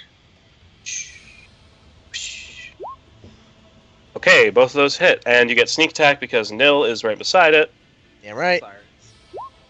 So you deal 11. So that's 35. Yeah, 35 points of slashing and piercing damage as you run up beside it and shing, shing, shing. You just go to town on its ankles. It's looking like it can't take another hit like that. It's like it starts wobbling on the cliff and is not looking very good, but he does succeed on his saving throw. So, Amir, you're up and probably in pain. Yeah, that did like half my life, but Yeah. it's alright. At least you weren't one shot like Ian. That's true. I'm going to cast a 40-foot cube of slow. Okay, Your favorite spell, correct? they both fail. So, Wicked. It should hit all three, I think. Unless, well, how high up is the other one? is it a 40-foot cube? Yeah. 40-foot cube. Holy moly! What is slow? Slow. Yeah. Yep. Okay. All three of them fail. Yep. Yep. And God, Yeah. Amir, you're becoming like quickly my favorite person right now. All You right. give me a castle to sleep in. You slow shit for me. Come on. All right. So, boom, you guys watch as all of the giants all of a sudden, the one is raising its great club, and you look. It looks like it's just gonna smash Evolves to pieces, and then it's just barely moving all of a sudden. Nice. Anything else? No, that's it. They say, All right. It says they don't call us the Galvan Giant Slayers for nothing. Okay. All right, Cyrus, you're up. Hunter's Mark. On which one? The one I'm fighting currently. Okay, so it now has 2 Hunter's Marks on it. Yep. There. Go for it. And I'm using Sharpshooter on. And I said I'm using Sharpshooter. There you go. Oh. No, the first one was Sharpshooter. I meant to. I'm sorry. I meant to say my thing that gives me advantage, whatever it's called. Oh. Grit. Oh, your Grit. iron sights. My I iron see what you sights. mean. That's it. Okay. So you use 2 of them? Make Yeah, sure I you used mark 2. down 2. Okay. I use 3 because I cast Hunter's Mark as well. Right. Okay, so that's going to be 18 times 2. Oh my God, goodness. Rolling garbage Right, today, right. though. Yeah, same. 36. Okay, so you shoot it once, shoot it again in the head, and it just goes and slow motion falls off the cliff. A giant Wait, thud on the ground. 11 hits it? Yeah, with its -2 to AC. Oh, shit! I forgot That's- about I still didn't think it would hit. Holy crap! Hill Giants, man. Hill Giants just have lots of hit points. That's all they're good for. They're big Constitution, but I thought they had like, I think it's like 14 AC. They have a 13 AC. All right, Oh. so Wow. I'm gonna swerve around and get behind this giant. okay, so you hop off the cart and run right behind the giant, ready for next time. I wouldn't do that. All right, Kale, you're up. How big is it says 20 feet in diameter? How big is that? In diameter? Yeah, so circle. 20 feet in diameter. So that's so like, that it's like it's not okay. radius. What spell is this? Oh, He's you'll using see. fire. He's using Fury Ball. Let's be honest here. No, fireball is a 20 20-foot radius. 20 foot ring, 20 foot in diameter. Watch this. Okay, do it. Right there. Oh, I was gonna So show that's you. like side to side. Is that big? Yeah, it's from one side to another. like Is that. Okay. You see the? Oh, You see the circle around me? Yeah, No, That's- I think that's a little big. That's 20 feet. That's 30 feet. Really? Yep. I did 20 Alright. feet. That's so weird. Is Gil actually standing there? No, he's not actually still. Because you really don't want to be standing there. Okay, what are you doing? Wall of fire. Oh no, you too. Set everything on fire. Okay, so Set the hills on fire. wait. Oh, so you're making a ring because you can No, make it I'm in a. gonna- No, I'm gonna do a straight line. Just like Okay, basically from here and just like shoot down the path that goes 60 feet. okay. So He's you guys carpet watch. bombing these guys. You saw Mir do this once before, but now you watch as Kale takes a minute and you see a holy symbol around his neck start to glow. His eyes turn this bright white color. He brings his hand up. You see this white, holy light just radiating from the ground, and just the giants just start screaming. So that's going to be it's a dex save, I believe, right? Yep. Oh, and they have both- disadvantage. Both failed that, and because they both have disadvantage, they both failed so hard with a 3 and a 4. So go ahead and roll damage. I think it's just 5d8. Yeah, Yeah, but I think so. Yeah. It's Plus not anything a, from my spellcasting, or no, it's just 5d8 Okay. Flow doesn't give him disadvantage. It gives him a -2. -2. Yeah, you're right. Oh, so it's minus still 2, even yeah, worse. Sorry. Okay, so 26. They rolled a 3 and a 4 as the first 2 rolls. So okay. Yeah, so they just let out screams of agony as they are burst into flames. You're bad. Yeah, you assume that's probably what they're saying in giant when they go because they can't even talk fast because they're slowed. And you guys are nuts. Okay, so We need double. okay, anything else there, Kale? No, that should be good. Okay. You guys see Avalis now. She takes a minute. She's like, this sucks. And she's going to Lightning bolt. jump off the cart and run over to here, invoking an attack. Oh no, they don't get reactions because slow. Slow. Yep. Okay, so now Avalis is going to...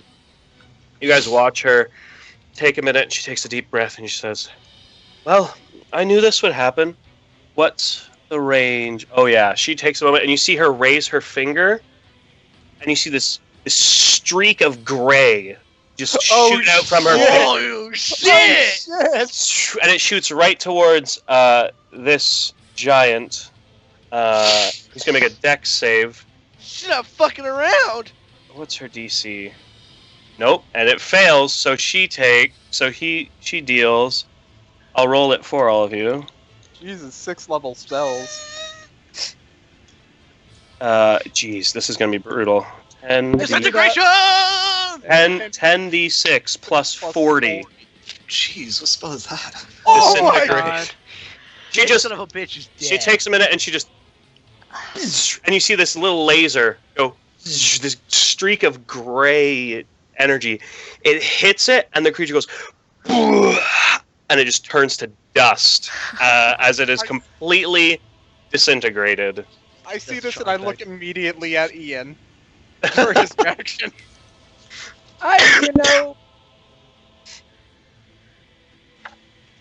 He's into that. So there's now a dust pile that was once a giant That's my fetish. lying on the ground. Ian, you're up. Well then. Oh, good job, good job. I'll get the other one. I'm going to... Where's my spell book? Do a spell. I'm gonna cast spells. That's what I'm good at. I Okay. don't know about that. I thought you were gonna throw some daggers, but Yeah. I mean, spells Dagger? are okay too, I guess. He's gonna use catapult on daggers. Shit, I need that shirt, by the way, but the problem is I don't have my size. I'm going to use Chromatic Orb Okay. at the 4th level. Oh gosh. Whoa, what? Okay. And... Oh, for kicks and giggles, I'm going to use the thing where I get advantage. Okay, well, I'm going to need you to roll a d20. Oh, God. This is where the whole Bad party numbers. dies. This is where the whole party dies. No. All right, We're make- ball our position. All right, so Lightning. lightning. So you take out that orb that you are so... Oh, wait, I very- get advantage. Hold on. There we go. So you get... 29 points of damage. So, and that's with the 5th level is the 29. So 4th. He said 4th. 4th, that's what I meant. And so this fizzling ball of electricity, and it is pulsing with ridiculous amounts of energy, and you just hurl it. Actually, it's 30. What? As I treat ones as 2s for it being lightning damage. You're right. Okay, so 30 points of damage as it just starts crackling, and I'm gonna need you to roll that d20. Yeah.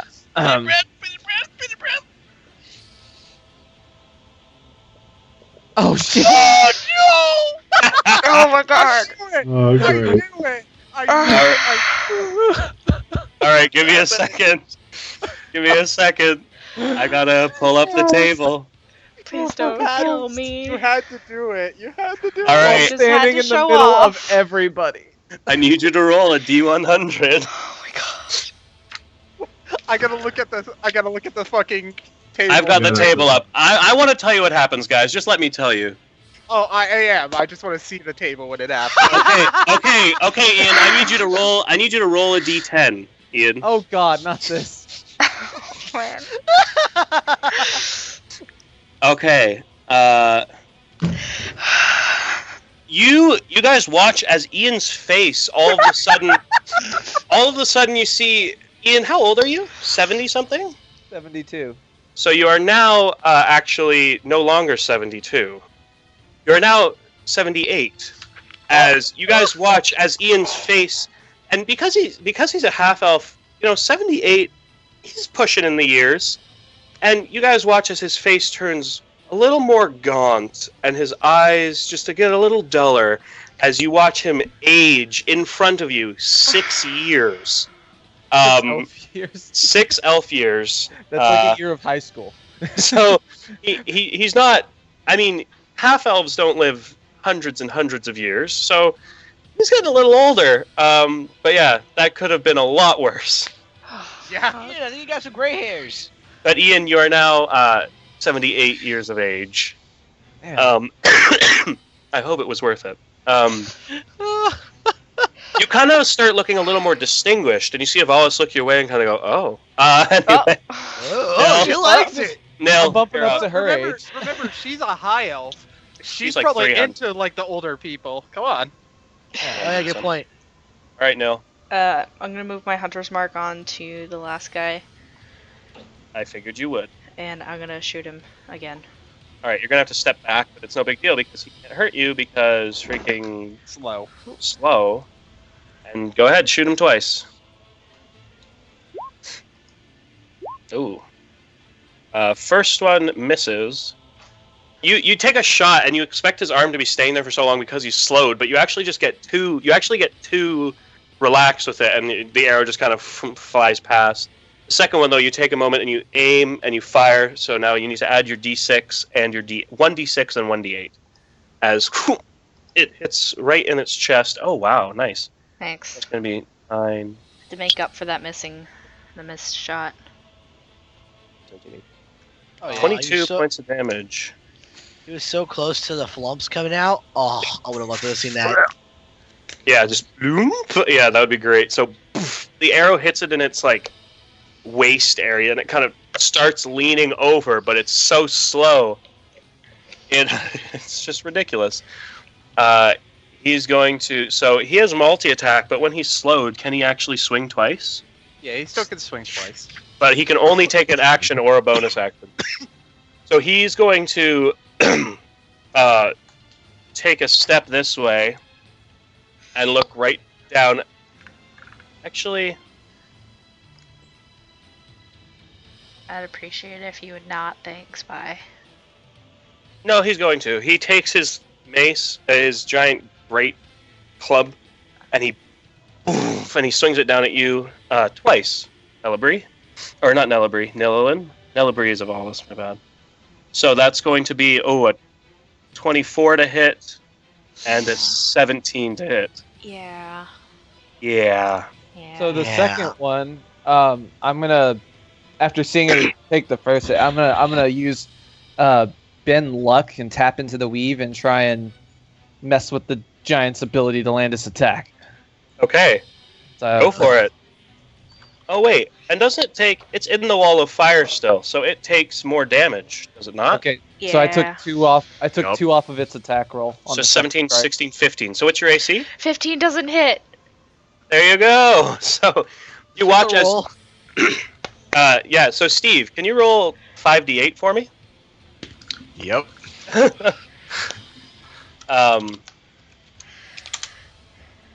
Okay, so it does succeed its dex save, so it halves that. But it is still burning, and it is still in pain, and it is almost dead. Hold on a second. God damn it, Gil's gonna get the killing blow again. Um, Just Yeah, so kill it it swings down before at it you. kills me. You take 11, 12, 13 Are you- points of bludgeoning damage as the first one swings down and hits you square. The second one raises up, and it's about to hit you, and time slows even further. And you watch as Ian kind of just runs over and pushes you and runs back and smashes beside you. It's like the whole world bends to his will somehow, and it just manages not to hit Oh, you. like a hand-sized dimension door hole opened up, and I reached in and I pushed her to the side. and Yeah, pulled out. that's exactly what happened. I'd like to imagine it's like he's a little boy on the schoolyard pushing the girl he likes. Yeah, They just get out. Get out of And here! then there's a giant great club smashes the wagon.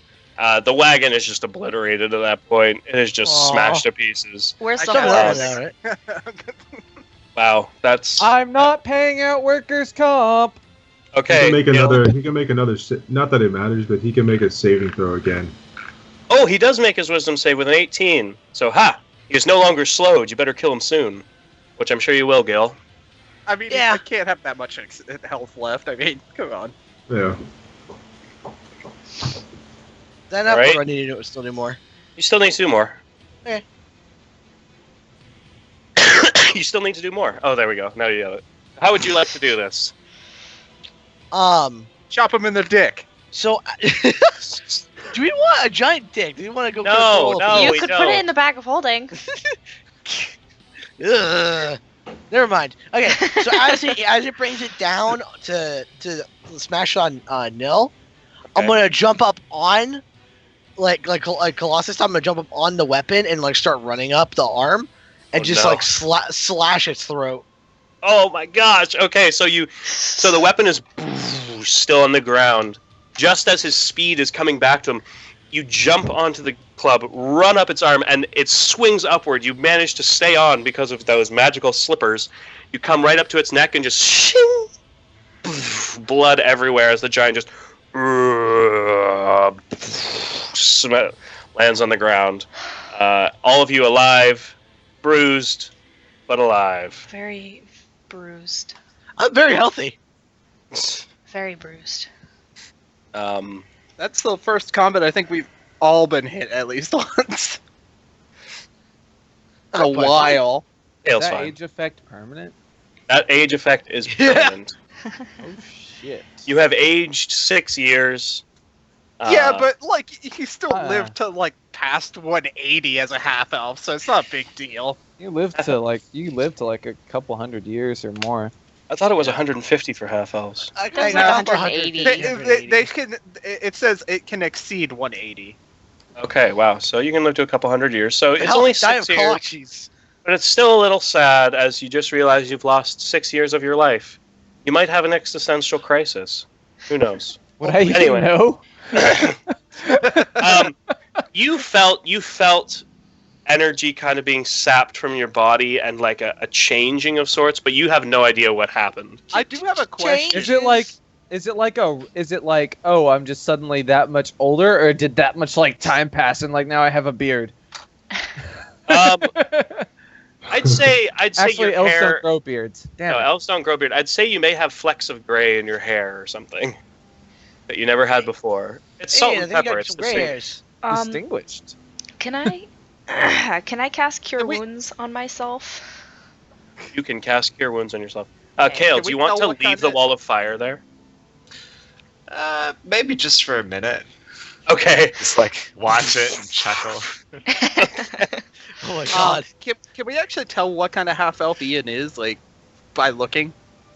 Probably Mike? not. I mean, Kenny? Mike? Well, he sure ain't drow.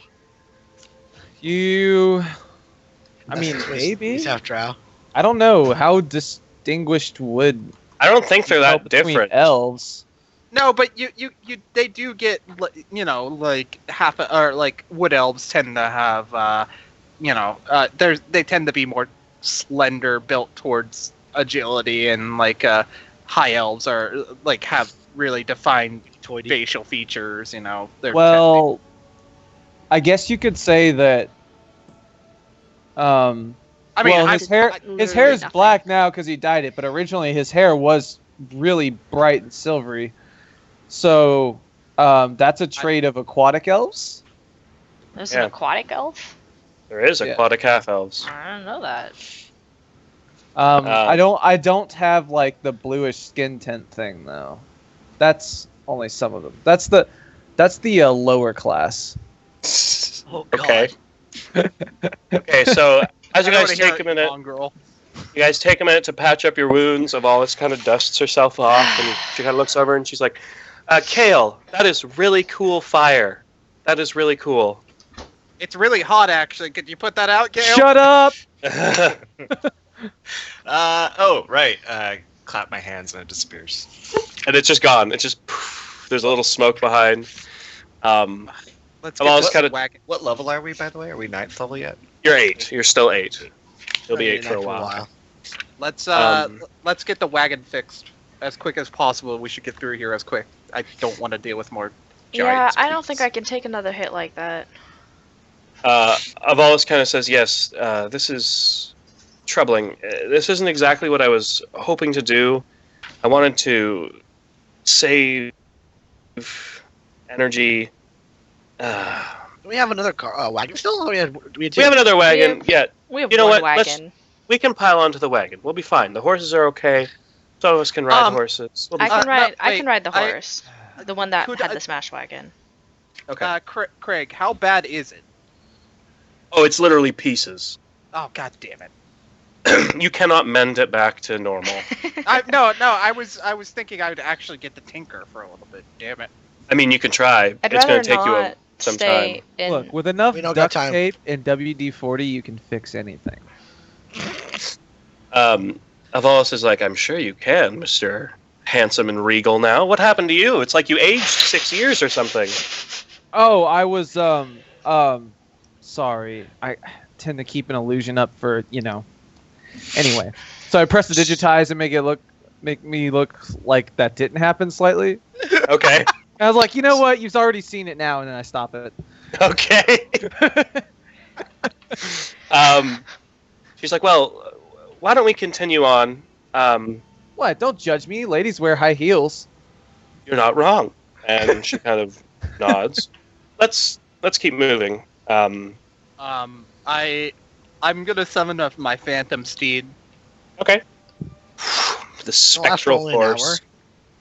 Yeah, Yeah, you can it's for cast an- it again. I can cast it again, but I'm just thinking I can scout a little bit. So as you guys hop up on your horses and continue on your way, you gallop onward. You guys spend, some more time. Eventually, it's late because of the setback, but you guys do make it to Silver Creek. It is dark because of your setback with giants. You guys have been moving a little slower. But you guys do arrive in the town, and Silver Creek is a pretty chill town. Nil, you are excited to be home. So but excited.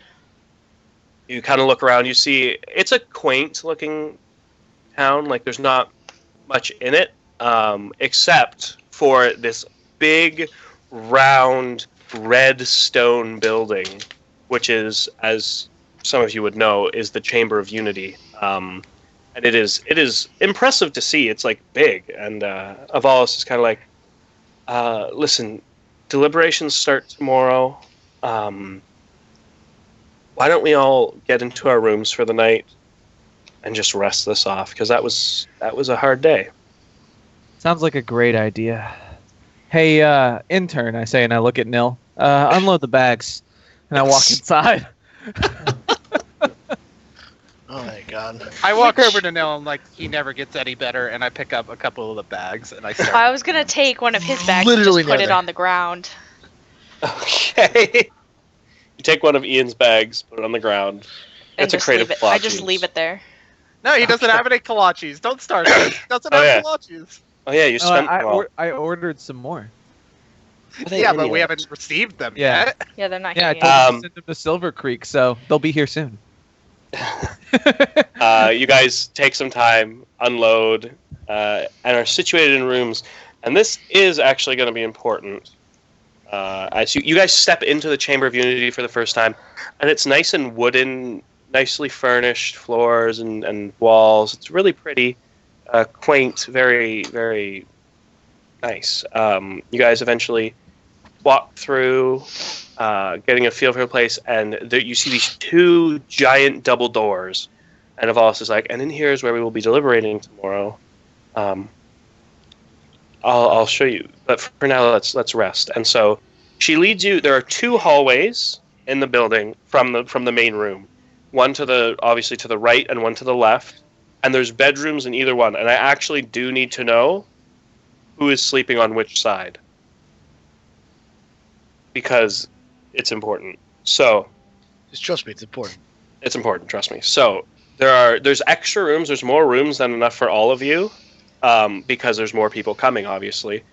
But who wants to sleep on the right-hand side? I'm gonna flip a coin. Sure, I'll sleep on the right. Okay. I don't Oh. expect trouble, but I think we should probably leave someone Hey, near Joe. Abolis's room. Yeah. Why don't I I go? go. I'll You're sleep on the right you're side. welcome, Mike. Yeah, Avalis' room is actually on the left-hand side. I'm gonna go over there on the left hand side. Okay. I'll go on the left too. I'm Okay. gonna go on the right side. So right. all the ladies are going to the left-hand side, and all the men. Okay. So, is anybody on the left other than Nil and Ian? Those are the two on the left, and the rest of you go to the right. Is that cool? Yeah, Yeah, I think split so. I'll Okay. split it evenly. I'll go left. I'll go left. Okay. Gil switches sides. Okay. So, Gil, Nil, and Ian and Avalis are on the left. The rest of you are on the right. Okay. Thank you very much. You guys go into your rooms. They're nice guest rooms. You know, welcome to the Chamber of Unity. They're nice guest rooms. They're pretty well furnished. Nothing too special though. You guys all get your separate rooms, and you. That's not intimidating at all. Don't worry about it. That's not the chamber in Skyrim. Citadel. Nope. I don't know what you're That was talking Oblivion. about. That's in Oblivion, but we're not. I was thinking it looked like the Mage College, like when you enter it the first time. Yeah. Yeah. Anyway, you guys take a nice long rest. You guys get all your hit points and spells back. Yay. I'm gonna cast Mage Armor again though. Okay. Keeping You that wake up in shit the on. what? So I'm keeping that shit on. Sorry. Oh, I was like, oh, okay. You guys eventually, wake up in the morning again. It's been a restful night. It's not quite as nice as the castle. You guys are missing the castle and all the food that comes with it. I need a more comfortable bed. I'm gonna go check to see if my kolaches came in. Okay. Yeah, so that's the next thing. Since we've been traveling and then we got here and stayed a night, I figured it's been a little while. It's been some time. It's been about 5 or so days. Your kolaches probably haven't arrived yet. You go down to the small river, basically port of Silver Creek. Essentially, what happens is, what happened? I'm interested to see what happened, Steve. 4 on a D100. What does it mean? He's so quiet. It's so. He's not telling me. I know. He's like rolls a 4 on a D100. Doesn't talk. Okay. Moving on. That's the DM's job. I think it's fine. Don't worry about it. Okay. That's you just the guys- serial killing methodology. If it's 10 or less, he kills somebody. So you guys. Oh my God, no! You go down, Ian, to basically it's a river port that they come in from the ocean and send boats on small river vessels up to Silver Creek. Nothing has come in yet as far as kolaches go. I mean, the ship that you sent that letter on probably hasn't even gotten back to Amaranthine yet. It's a long journey, so. All right. Any news on the sea? Well, let me check. Testing the DM's improv skills. Well, I rolled, so let's see how that happens. You guys, the next day you're introduced, actually, there has been no news of the arrival of the members of the Corporation of Alchemical Goods. They have not yet arrived, and they were expected a day or two ago. God, I hate you, Ian. This sounds familiar. So it's a little disconcerting, but they figure it was probably a storm mid-sea or something that slowed them down. Do they tend to be very punctual? Yes, but what could have possibly gone wrong? You guys are introduced to a couple of people though while you're there. The first person you are introduced to one person from the Corporation of Alchemical Goods. Desnali Thuldra. She is a tiefling woman, and she has red skin, braided black hair that grows between her two large pointed horns that curve to the back of her head. Her red tail comes down to the ground, and it's forked at the bottom. She's just got black eyes, and if she's like fairly attractive if you're into that kind of stuff. I don't know. And she introduced herself. She's like, "Hello, my name is Des. My name is Desnally. I am the assistant. I am the assistant to Mr. Dashmill, who has not arrived yet. I'm not sure what's happened there, but hopefully he does soon." And she kind of looks over all of you one by one. This is, after you've eaten and stuff. Basically, you've been invited into the chambers, and Evalis is just taking time to introduce you to everybody that has arrived. Says, "Yes, I am his assistant. I work for the Corporation of Alchemical Goods. But I don't know where Mr. Dashmill is. He was to be here the other day. I've been here a week already preparing. But Oh, yes, you know how the seas can be during the winter. I'm sure he's just running a little behind. Of course, I probably." And she kind of looks you up and down. Okay.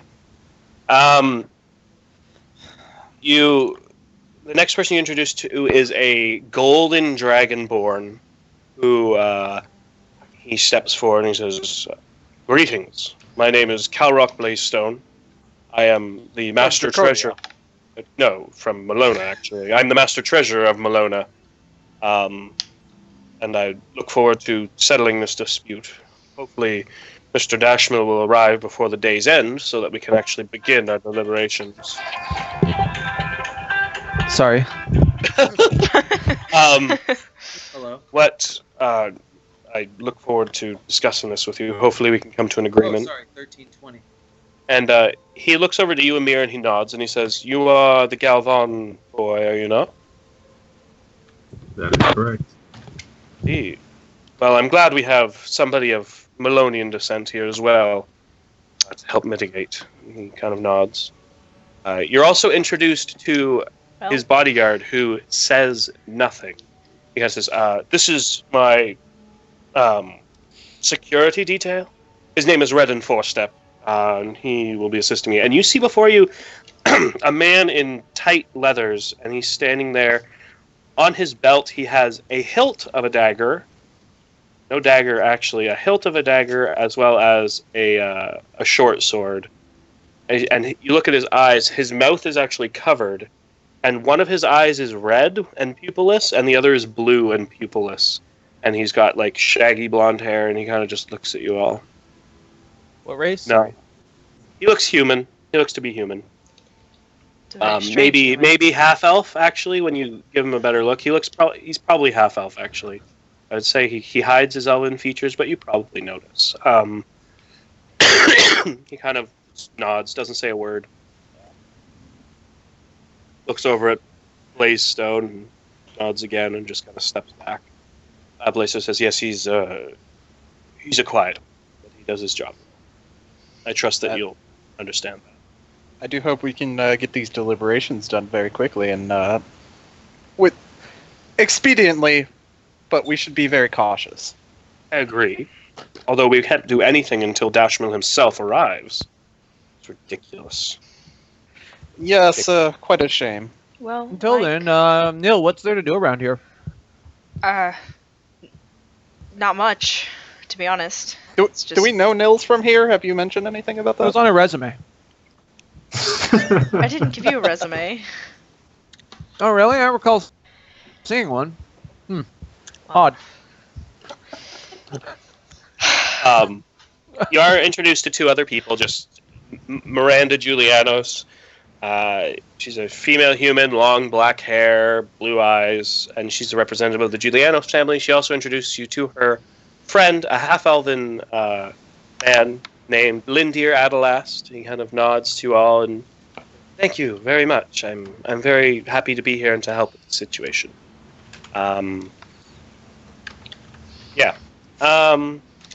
So you guys are welcome to spend the day doing whatever you please.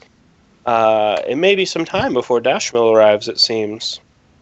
If he even does. Bum, bum, bum. What happens if he doesn't? Yeah, Avalis is actually saying this. She's saying, maybe sometime before Dashmill arrives, if he does it all. If he doesn't, I guess the meeting is off and you're free to go on your way. I don't know what else we can do here. Would there be another meeting in the future to discuss this Well, if he doesn't yes, show of up? course, but I don't even know if Blazestone... Why are we even considering this? This won't be an issue. He'll be here. We will take care of it. But for now, I'd like to explore the village. It seems very quaint. Very well. Would that be all right, lady? Of course. I will remain here. If you need me, please let me know. Yeah, thanks. And she kind of just goes and she's like, she looks really stressed and like really confused. Oh no, not AFK. I needed to talk to Steve. Oh well. Well, I guess in that meantime, so what I wanted to do is I guess since we have some time to kill, I'm going to start like examining the premises. Like I'm like, looking through all the rooms. I'm noting who's supposed to be in here. Okay. Exits, entrances. Right. Shit like that. Okay. So on the right-hand side of the building, sleeping on that side with all of you, will be Miranda Julianos and her friend, whose name I have written down and I can never remember. Who's Miranda again? Linda. Miranda Julianos is a representative of the Julianos family of Windbreak, a family with strong ties to trade in Malona.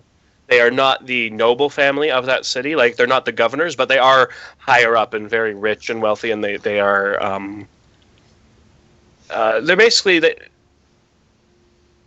their empire is built more on the mercantile trade. Okay. But they still want to help. And Lindir is just her old friend. You don't really know much about him. So that's who's on this side. With the rest of you. On the other side of on this side, and then on the other side, there is also Arcanist Blazestone. So on the left-hand side, you're with Arcanist Blazestone. Blaven. Arcanist Bravestone, her guy, his guy Red and Four Step, as well as the two other people that are supposed to be on this side as well are Victor Dashmill and his assistant. So all of those people are all on one side. It's kind of a terrible setup, but it's what they've done. Okay. Avalis kind of... So that's who's in each and every room. All the rooms look the same. They look like guest rooms. Nothing special. Yeah. Is Steve back? No. No. Shoot. What? Okay. That's okay. We don't need to. The thing I did back in Court's Landing, Craig. Yes. I'm going to try and do something similar.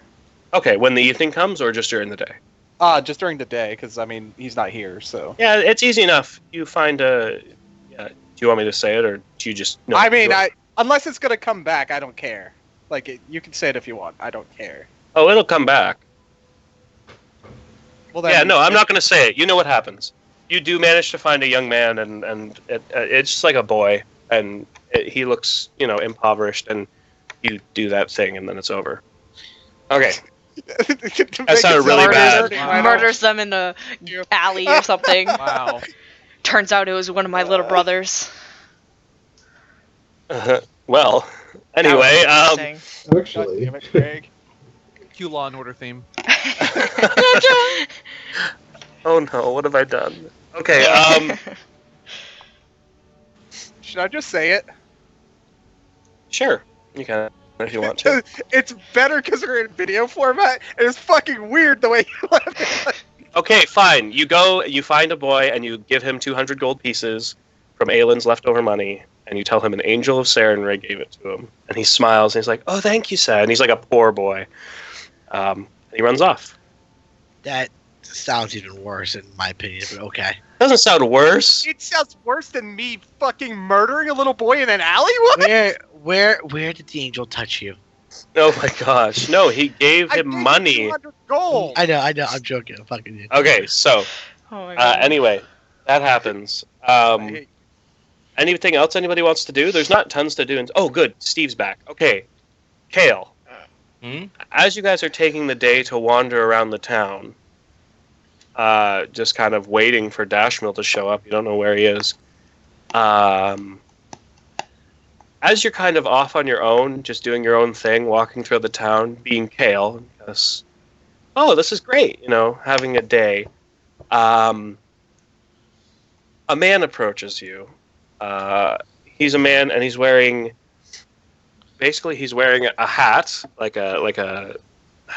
It's a fedora, guys. There's nothing else it could be. He's wearing a fedora, and he's got a big black coat, and he kind of walks right up to you and he says, "It's been a while, hasn't it, Collector?"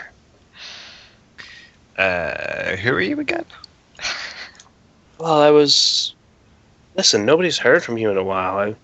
I'm one of your contacts here in Silver Creek. It's been a long time.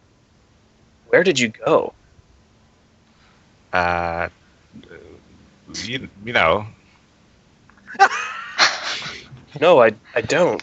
I haven't talked to anyone in ages. We're trying to figure out what happened. We thought you were dead. Listen, I've been quite busy. All right. Do you still want the information sent to your old place, or? Fine. All right.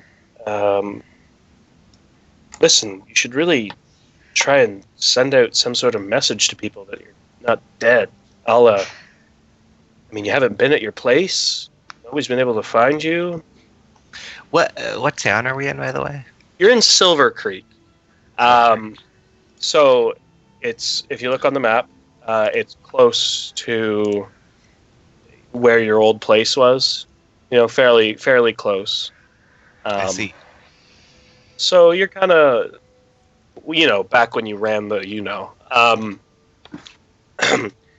but yeah, he's kind of like, maybe you should check in or something. I don't know, leave a note, because people are coming by and they've kept dropping off goods and information, and nobody's been there to receive it. So I don't know. How long have we been traveling with Kale now? I'll think about it. Continues, Kale. Sorry. Yes, well, that sounds good. Thank you. Oh, very well. All right, Dismissed. Collector. Yes, of course. Sorry, I don't mean to tell you how to do your job. And he kind of backs away from you. He realizes what he's been doing, and he's kind of like, yeah, never mind. And he turns and he just kind of darts off into the shadows. You've probably been traveling with Kale for maybe a month. Maybe a little less. Around a month, though. So, I probably have some sort of safe house that I know about in the city. In this city, you do have a safe house, yes. Okay, so I want to go there. Okay. As you go to the building, it's actually, you go behind tavern. I won't specify which, because there's two in this town. You go behind a tavern, you open up that basement thing, you walk down, you've got a hidden door in the back panel of a wall, you push it, the door opens.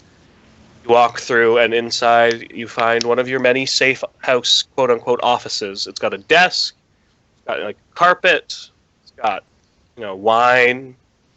Looks like people have been upkeeping this place, even after you've gone under the radar.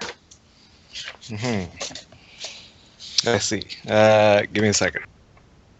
I want to look something up. Okay, well, while you do that, does anybody else want to do anything in the city? I'm gonna look for. And no, none of you saw Kale.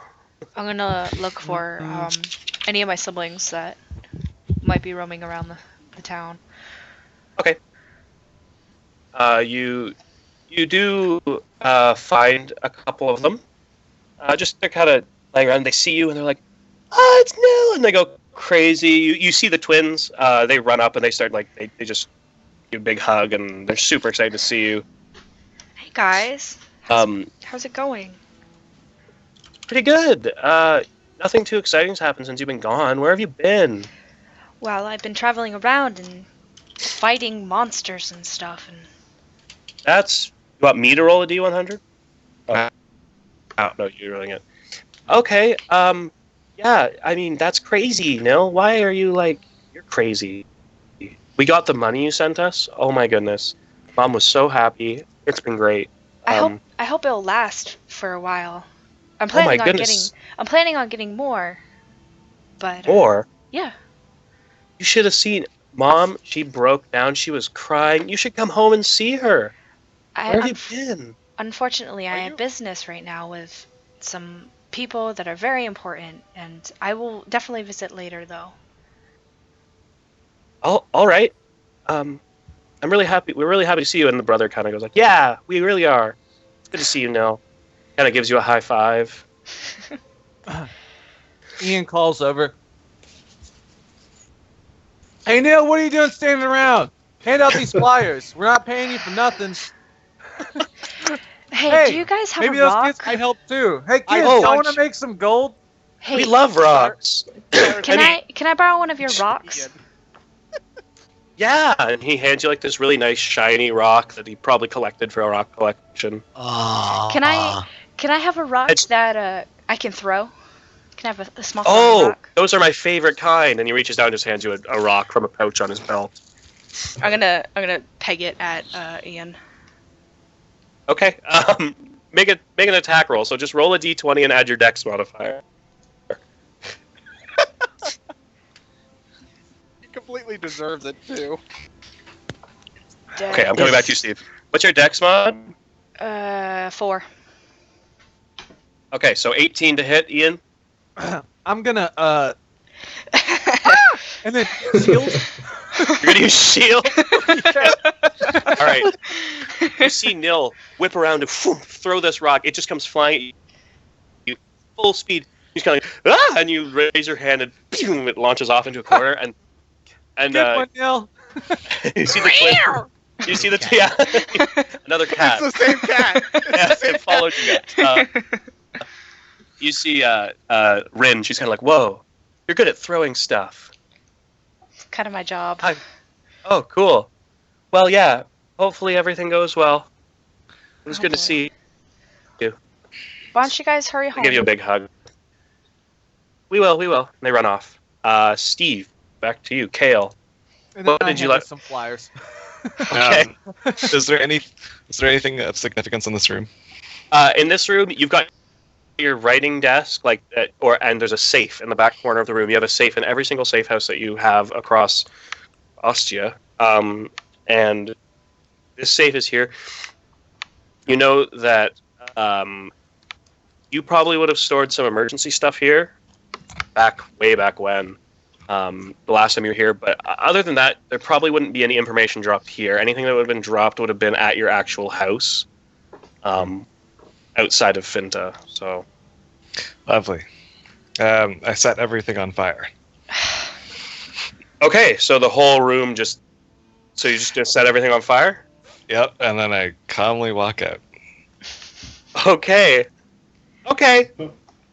The whole room, and you're standing in the middle of it for a bit, and just white light just burns everything in the room to just an ash. Everything's going up in flames, and you're just kind of standing there, kind of reveling in it.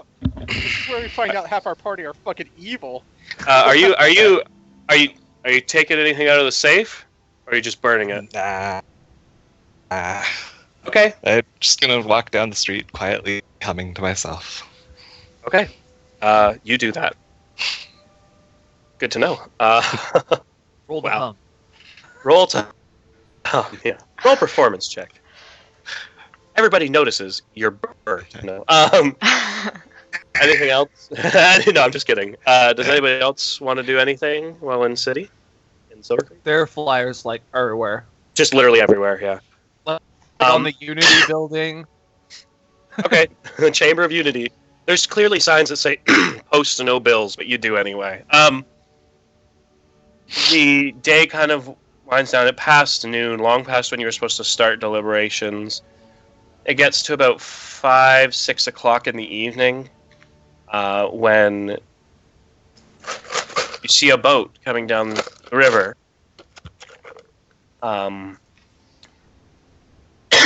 Excuse me, sorry. Avalis kind of runs down to the river and she says, maybe this is them. Maybe this is them. She takes a deep breath. Maybe this is them. You see the boat pull up. Are they flying a flag? They're not flying a flag. It's just a small river vessel. It's nothing too special. At this point. And she stands there and you see 2 people step out of the boat. One of them is a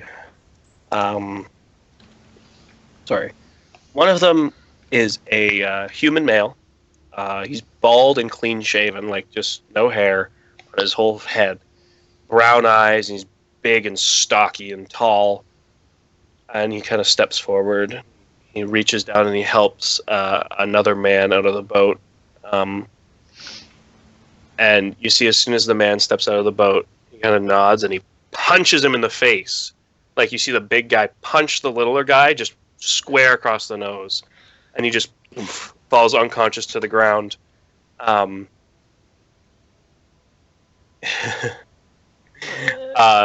You guys kind of take a minute and are like, oh, crap. Anybody that's near the docks would see this happening. Avalis runs over, and anybody that's nearby would hear her go, Victor, you've arrived. And you see him, and he's cut up and bruised and not in a good state. And he says, yeah, no thanks to this mess. And he looks down. Who is there? I'm going to hand it over. I'm like sitting way down the bank looking at this through a spyglass. Okay. All of you. So anybody that's standing there, they see on the ground an elven man with an eye patch and short blonde hair, and just a cut across his face from where he was just punched. He kind of starts getting himself up. He's like, "Yeah, I probably deserved that," or more like, "Yeah, I probably deserved that." And he kind of gets up and Ian, from the spyglass, you looking down. You see the man that you employed earlier, Siga, stand up and dust himself off after being punched in the face by Victor Dashman. Gotcha. Victor kind of steps up and he kind of says, I apologize for being late, but this one and his entourage tried to stop us a couple days back in the middle of the ocean. I decided that this meeting was so important, and my life was also important enough, that I ignited the alchemical goods aboard the ship I was carrying. Oh shit. Oh my god. Everybody but myself and this man are dead. Shit.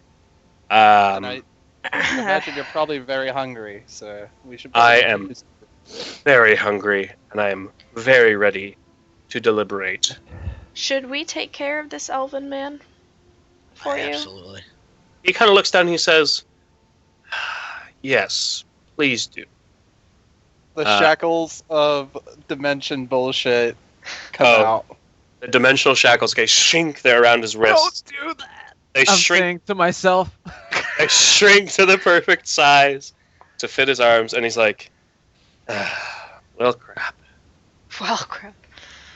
Oh, we're gonna have some we're gonna have a wonderful talk, you and I. A little good talk. Let's go. Yeah. He's not very good at talking. He's very good at making people talk, though. So you see his eyes kind of widen. He's like, yeah, listen, I owe no allegiances to the guy that sent my entire crew to their death. So. Oh, cool. So, well, give me his description, name, anything right now, and I don't give a shit what happens to you. Yes, none of those things. A name he does not have. Description. He kind of takes a minute. He's like, well, he was. I don't know. I think he was elven, maybe half elven. He had long black hair. Jeez, my accent is so wrong. He had long black hair, and he had long black hair and a. You described half of D&D. You can I get know. 3/4 if you just say orphan next. Oh no, don't worry. They will not. He's a man, maybe half elven, maybe elven, long black hair, and lots of money. That's all I got. He came by. What was he wearing? Like, what was he wearing? I mean, He was wearing clothes. I mean, nothing too extravagant. He had a robe around his body that was kind of an orangish color. and when he says that, does that like kind of catch my attention? I change my robe color every day, man. That's what I'm saying. Yeah, that's why I said orange. That's why I said orange instead of pink. He is frequently mentioned. So make a. No, you know what? You've got no idea. I was gonna say make an insight check, but honestly, I just described half of D&D. Remember what color I was wearing that day? Yeah. Like he's just like Never again. He's like, yeah. I mean, he gave me money and said I could keep everything on the boat. Now there is no boat, so and all my friends are dead. So if I find him, I will help you kill him. If I find him, I'll help you kill him. Jeez, I forget. He gives me nothing. He's a pirate. What color? Like, come on, game about like what color eyes? How do you talk? Come on. I mean, he had. Ian, what color are your eyes? I swear I think they're blue. They're green. Okay. He had green eyes, and he talked like a man of sophistication. Like he knew what he wanted and was going to get it regardless of what I said. So I agreed. That's Craig speaking vicariously through this character right now. He knows what he wants, and he's gonna get it, no matter what I say. No, so he, I mean, he was gonna ask somebody else if I didn't do it, and he gave me 300 gold. So Breaker Niner, we're on the look for a 6-foot black male with long baggy pants and a white t-shirt.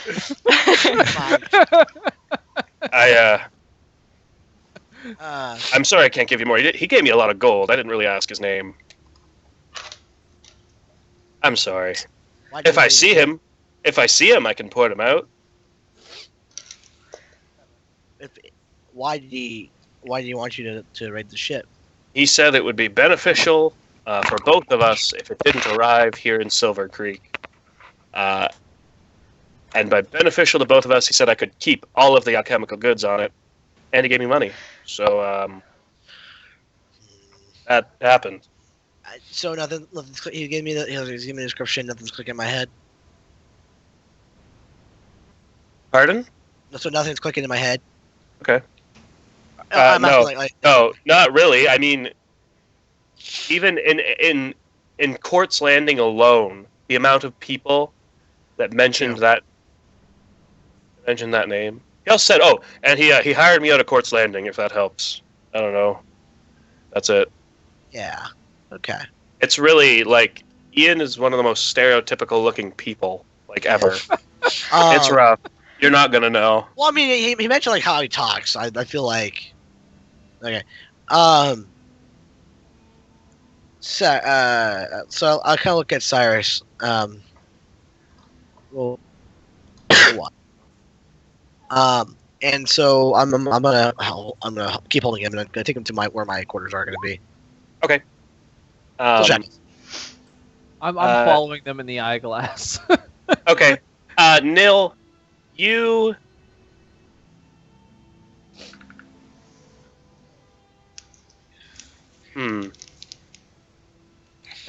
Nil, maybe. You're thinking it's possible, but you know that a lot of people probably didn't want this to happen. Okay. This meeting, so you're a little. You're not Weary. positive, but you're a little weary because you're you, and that is because of stuff. Okay. Jeez, I'm it's so gonna- fun. I'm gonna It's so jot hard things, to whisper to you guys right? when you're in the United States. So, I'm gonna jot these Yeah. things in my blank notebook.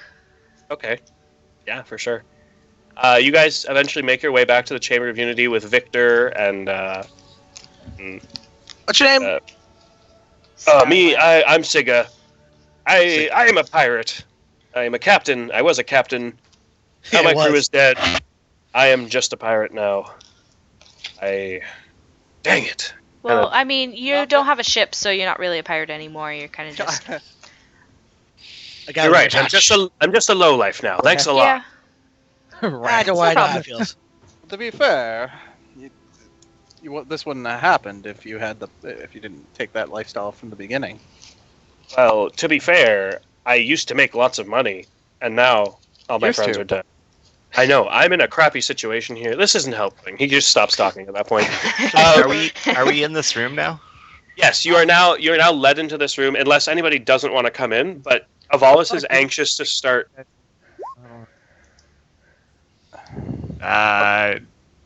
So I just want to just walk around the room and just subtly touch every fifth chair. Every fifth chair. Yes. Okay. Trying not to just, nobody needs to see, just touch every fifth chair. Okay. Gil is not in the room because he said he took the guy to his quarters. So I'll say Well, nobody I mean, would see. Oh no! Well, on the Taylor's quarters. I'm sorry. What's the time frame? What's going on here? Are we immediately going into the room? Like, are we starting the meeting now? They want. Avalis is like, can we please just start? We'll deal with him after. I'll tie him up in tie him up in a closet. I'm bringing him just to be safe. I'm bringing him with me, and we're sitting in kind of against the wall. I saw him shackled, but I kind of shackled. We're both against the wall. I whispered to him, "What? You're not going to sit in a chair?" No, I'm against the wall. So I'm just kind of looking at people. Okay. Okay. Security detail. All right. Avalis invites you all. Please take a seat, everyone. And I whispered to the guy, like, if you see anybody you recognize, you tell me. Quietly. Why? Okay. I'll let it happen, but why? Why would you Because assume that the my person... my logic is that anybody, like, okay, because you said, a lot of people could not have wanted him to be here. Okay. And for all I know, someone out of Malona could have come from courts, just Okay. earlier. And All right. like, basically, for all I know, somebody here wouldn't want the Victor to be here. It could be someone from Malona, it could be someone from Amarante. I don't know. You've reasoned me into letting you do this. Smiley face. Be proud. I know. I understand what I get why you're saying that, but that's my logic. I know. No, I got you. I completely agree with you in this case. Actually, it makes sense. Yeah, no, I agree. Because Are you gonna- the guy? Sorry. Are you going to join them in the chamber, Ian? Not yet. Okay. Hold on, let me think. You think. It's fine.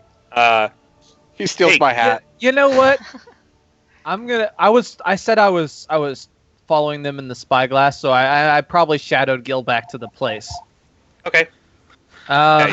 You're probably back in the chamber. I'm gonna here. Okay, go ahead and whisper it to me. As for the rest, everybody kind of takes a seat. Avalis is like, please, everybody, be seated. And if you guys take your seats, except for Gil, who's in the corner of a room, and Ian, whatever you're gonna do.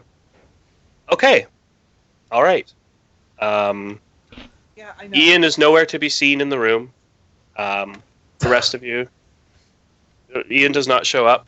Unfortunately, you guys all sit down. Evalis kind of looks around the room. Evalis kind of looks around the room and says, well, I guess we'll begin with these people. She kind of looks over at Gil and the man on the wall. Well, why don't we start? You can see she's a little flustered. She probably hasn't done this. Hold on. They're in the room? I thought they were at Gil's quarters. No, Gil decided to go into the room. Oh.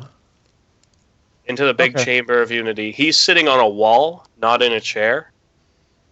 Gotcha. So are you still doing that and coming into the room?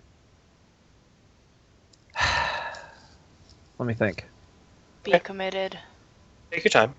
Yeah, I'm still gonna be doing the thing. that, and yeah. Okay. So you guys all sit down, and Evalis looks around the room. She says, welcome to the Silver Creek Chamber of Unity. I guess you guys all know why we're here. Sorry, I haven't really done this before. In my 300 years of life, I have not once led one of these debates, but I am happy to do so now. I guess, who would like to begin? I guess we should talk about what the issue here is. Like, and she is getting really flustered, guys. Like, and it's kind of endearing, but it's like, oh gosh, like, smarten up. She's kind of like, sorry, real quick. How far is the walls from the little center tables? Probably about like 15 feet, 20 feet, maybe. It's a big room. The table itself is like 12 feet across. It's big. I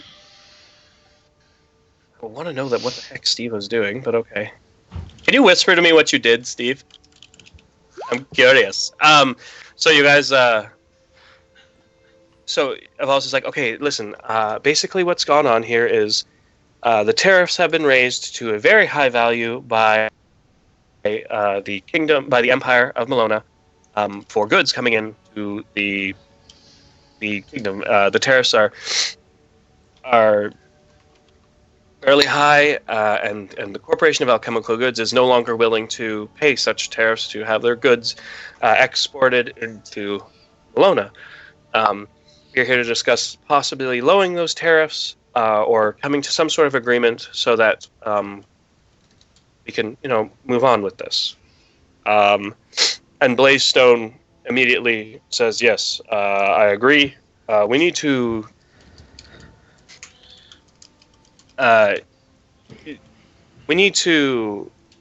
come to this agreement as soon as possible, because we do appreciate your business here in Melona, Mr. Dashmill, and the deliberations begin, and there's talk about all this fun stuff.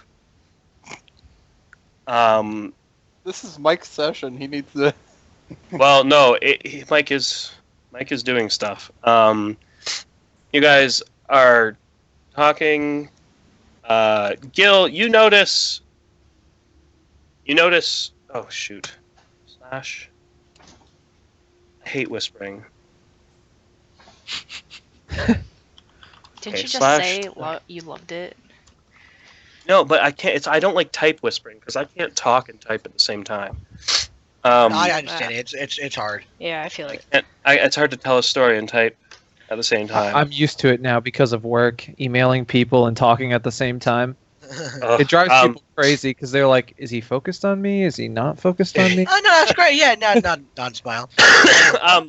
Gil, you notice the man beside you nod, but that's it. He kind of just nods, and when he sees you see him, he's like, I know the bald one that punched you in the face earlier. Besides him. Yeah. Oh shit! It's even funnier because Ian's aged. Yeah, he's aged like 6 years. Oh shit! I can't believe that worked out the way it did. Oh my goodness. I am so lucky. Sorry. You can still kind of tell a person. I don't know. He's kind of like, yeah. I mean, I actually recognize one other person here. It would be that tiefling woman. I saw her in Court's Landing a while back, but other than that, that's it. Nobody here is the one that that hired me. If that's your question. What? You see him nervously looking around the room. Do you know what she was doing in court signing? I'm like whispering this to him. I think she was just there visiting. I don't know, to be honest. She was there. She came into the bar I frequent once, talked to a bartender and left. Interesting. Nothing more. Listen, can I go? No. Yeah, because if I leave you alone, there's a couple things that could happen. Yes, one, I could run away. That, or That would be pertinent. that, or somehow, if my suspicions are correct, someone here may have attempted to hire you. You said you recognize nobody, but I don't recognize anybody. Please, just let me go. Okay. Yeah? I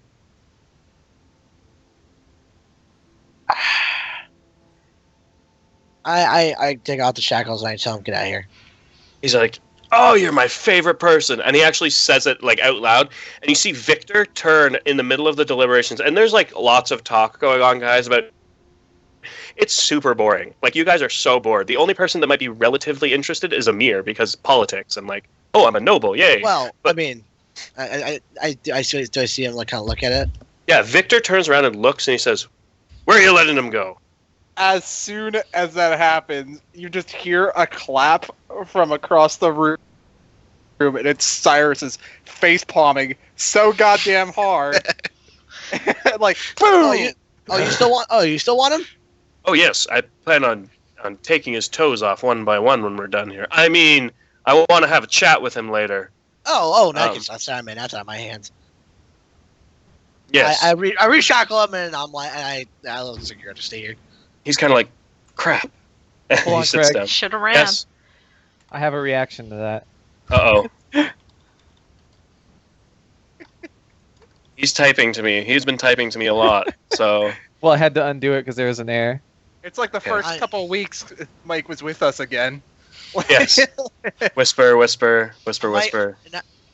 Now, I'm gonna probably need to tell you, but I gotta say, I'm like kind of constantly scanning the room. I'm like looking everywhere. I know you are. I'm looking up occasionally. I'm looking up. Okay, Gil, you're about to. Okay, Kale, you can do that. Gil, you're about to put the shackles on, and you're just reaching down, putting the shackles on as one does, and all of a sudden, he disappears. He is gone. Just. And like it's like you hear the sound, and he's just gone. There's a flash of blue light, and he's out. He's just gone, and you're left there standing with shackles in your hand. With that, Victor stands up and he's like, "This meeting is over." And Kale, as soon as that happens, Kale, as you finish casting that, you hear the one girl across the room, Miranda. She's like, "I didn't really care what happened here anyway," and then her friend kind of goes, "Well, yeah, I actually had some plans for this meeting. We actually really need to keep this happening." And Miranda's like, "Why do you care about this meeting?" And they just start arguing and telling each other nothing but the unbridled truth. There's this like, you guys look around the room and there's like this glowing circle on the ground that's kind of encompassing most of the room now, and it's gone. It kind of is there and it fades, but you all seem to not be able to lie. All of a sudden, so Oh my god. So a lot of stuff has happened. So what are people doing? So everybody doesn't want. So as it stands right now, everybody in the room except for Gil cannot tell a lie, and without making a saving throw, and the guy just just disappeared out of the room. I mean, we already. Yeah. No, we already know. I know. I just disappeared out of the room, and Gil, you're left there standing, holding shackles in your hand. I put them on my belt, and I'm running toward. I'm sprinting. I am running to. I'm checking the rooms, and if I see nothing, I'm just going outside. Okay, so you're gonna check the rooms. Cyrus slams his hands down on the table. He's like, "Please, everyone, remain civil." Okay. Make an intimidation check. Oh God, I'm not good at intimidation. Never mind. Ha! That was a good one. Okay. Gil, you boof, boof, slam through. Everybody kind of calms down for a minute. First thing that happens is everybody kind of calms down for a minute. Everybody just looks at Cyrus, who's standing there, slammed. It's like this 18-year-old kid that just boom, slammed his hands on the table, and everybody kind of looks over and they're like, yeah, sure. And Victor kind of sits down. And he's like, you better find him. Gil, you're rushing through the building. Slam open a door. Slam open a door. You slam open the door in the bath. You slam open all of the doors, like just room doors. And then finally you come to an end of a hallway and you kick down a bathroom door and you see Ian sitting there on the toilet. Hey, dude, close the door. It's just him. Just Ian sitting in the bathroom. It's just is it a single stall? It's a single stall. Ian is sitting on the bathroom, pants around his ankles.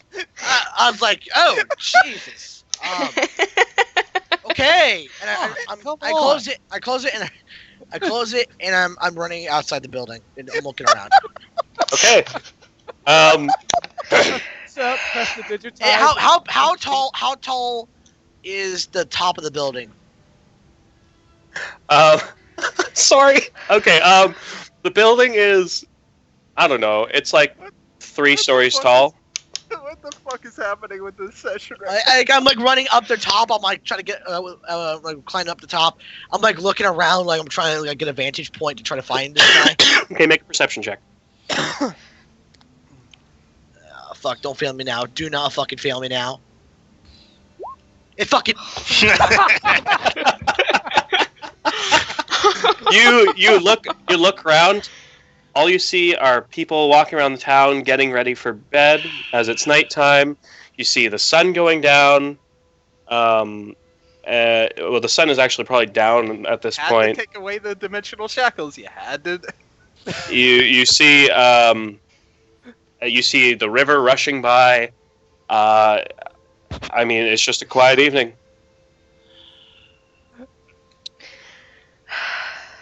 Ian got away with that bullshit just because you took the shackles off. I'm actually very curious if he actually rolled higher than my passive. Okay. You have no idea what just happened. I know. I am the proudest DM in the world. I was coming up with a plan to get those fucking shackles off, and then you just took them off for me. It was beautiful. Like, oh my goodness. That was so stupid. Moving on. Yeah, you guys. I mean, Gil, you got nothing. I would just. I'm gonna go. I'm gonna search the town. I'm just gonna listen in. And I'm searching a town. Okay. Would you like to use your passive or your active? Passive. Okay. I'm gonna walk into the Unity room and be like, "Where the hell's Gil going? And why was he spying on me in the bathroom?" He was looking for a man who disappeared. Now sit down, Ian. We have a lot to discuss and not much time. Oh God, they're here. Yes, they are. Elira. Serious business. Yes, trade, good. Nil kind of just eyes Ian for a moment before. Do I recognize the circle in the room? You recognize the tiefling woman from before. I should have mentioned that earlier. You recognized her when you first saw her. When she was introduced to you earlier. I guessed as much that she was the tiefling that's always at the docks with the other guy. I should mention this. It does say affected creature is aware of the spell. Okay, so you all are sitting there. You all know that you're sitting in a zone of truth now, and all you can do is tell the truth. As soon as I take a step into it, I take one step back and stand there. Okay. Yeah. Okay, you Ian, step into the zone. please Oh snap! You Sit step in. down. We have a It's lot like to discuss. like I step my foot out and then just drag it and then sit back into like a stance, like a sitting stance outside of it, Okay. and lean He's my like- staff up against my shoulder like I'm being meditative or something. All right. You're gonna have to make con saves like every 5 minutes that you're pretending to sit like that. Like, yeah, performance. yeah. Why? Okay. Wait. Are you sitting on a chair? Is there one there? Not outside of the zone of truth. I don't know where the zone of truth is located. It's around the table and all the chairs around the table. Oh, okay. So I'd probably be like on a step. Yeah, like it's a ways out from the center of the circle. What's the radius on zone of truth? 15-foot radius sphere. That's not very big. Yeah, so it's That's- basically around the whole table and the chairs. Craig, just like I'm just looking for like, oh god, he appeared out of nowhere. Still, Oh, I know you are. I know you are. Okay. You ask around. Nobody saw anything. It seems that whatever he did to cast such magics and disappear, he knew exactly what he wanted to do and was well prepared for his escape. I'm just really pissed. I run back to the chamber. You're super pissed. Like, you are so perturbed. You're like, nothing escapes me. How could this have happened? Like, that is literally how you feel. I'm an assassin. Why can't I do my job properly? It is really I mean, assassins frustrating. kill people, not hold them captive. Yeah. Yeah. They don't find them either. That's more of a ranger thing. Yeah. I'll be right back. That would be me. I'll Okay. be right back. Yep, I hear. So you guys, in the zone of truth, everybody sits down. Victor's like, well, this has gone swimmingly. I laugh a little bit. Nobody knows why. The DM knows why. Anyway. You guys, so basically they resume their deliberations, continue talking, basically just about tariffs. And again, super boring, super long-winded. Nobody seems to be giving an inch at this point. Until it's been a couple hours go by. Gil, do you return and sit down in the chamber and continue to, oversee? I'm not sitting down. I'm just once again I'm against the wall, but I'm looking. Okay. My eyes are like darting around the room constantly. Ian under his breath, pervert. You guys, you eventually near the end of the evening, you see Blazestone, Arcanist Blazestone, stand at the table, and he says, "I think we have debated enough for today. Deliberations started late. It is pushing into the late hours of the night, and I need sleep." I gotta be right back.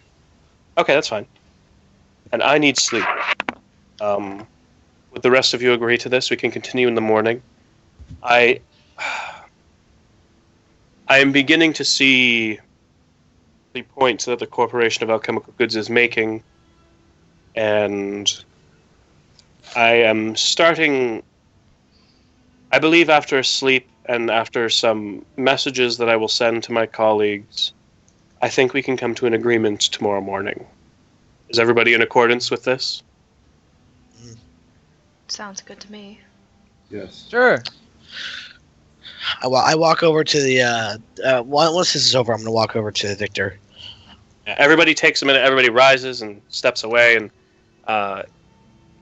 you see Gil. Actually, you weren't the only one that was standing that whole time. There was also Red and Forestep. Did not sit, nor did he speak. You go over to Victor. Victor's like, "Yes, I saw that the man got away." I apologize profusely about that. I tried to give chase, and the bastard's slippery apparently. Before I go, I just want to do something. I grab Gil. I walk up. I grab Gil by the collar. I'm like, "This is why you make decisions after speaking with people. You almost." I get it. I happened? made a mistake. Guys, what's the... Oh, yeah, you shouldn't go looking at people in the bathroom. Shut up, Ian. Like, Sorry. I let go of his Am collar. I missing something? Look, just be more careful. You did that with the Beta Force as well. It worked out, but even then, Whoa, did he use another Beta Force? Don't we only have like 3? Ian, Shit, you're not honestly, part the of Beta this Force probably would have conversation. been a lot better. we actually only have one, and I pull it out of my pocket and I hand it to Ian. Oh. And I'll pocket that. Okay. Anyway, back to Victor. He kind of looks down. He says, "Listen, it was an understandable mistake. He is a slippery man, and trust me, he managed to sneak up with a boat. He snuck up on my ship, murdered a bunch of men On an ocean. on an ocean. He has magics at his disposal. He's a slippery man, and I'm starting to think it wasn't actually. I don't blame you. Listen, everybody died on my ship because of him. I'm mad, and I'm upset that he got away, but I understand how he could have slipped out of our grasp here as well." And he kind of puts his hand on your shoulder, Gil, and he's like, "No hard feelings. Just be there to help me if I have a favor." There? Absolutely. Perfect. And he turns and he straightens his suit that he's wearing, and he steps in. He's like, "I'm going to retire for the night." He announces it to the room like it should be a big deal, and he goes and he goes into his room. Would the rest of you like to sleep?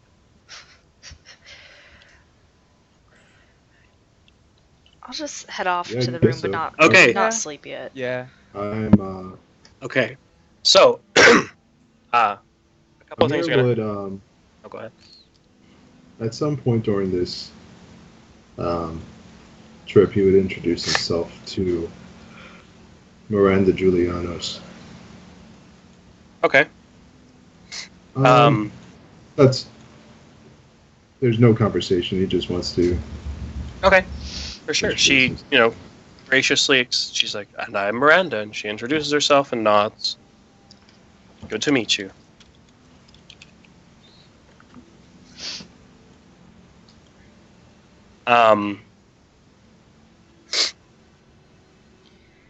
Before Um, sleeping, Nill's gonna write a few things in her notebook about the things that she's fought, like the giant and the dragon Okay. and the Hydra. All right. Jeez, there's so much whispering this session. This is the best. Okay. Okay.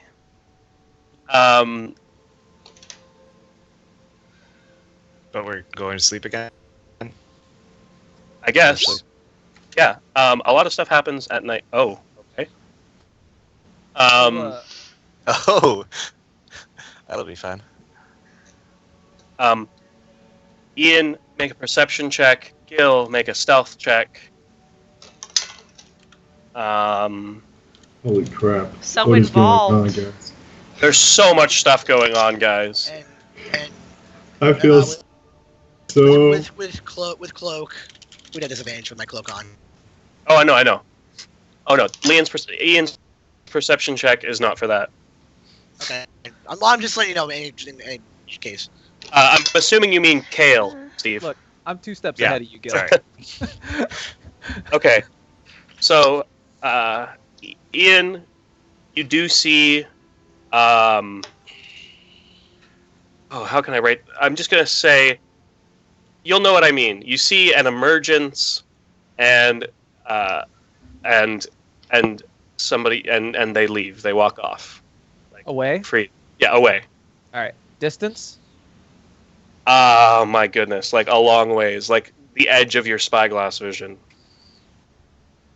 Nice. Like he's down there. All right. I put it up and I go to bed.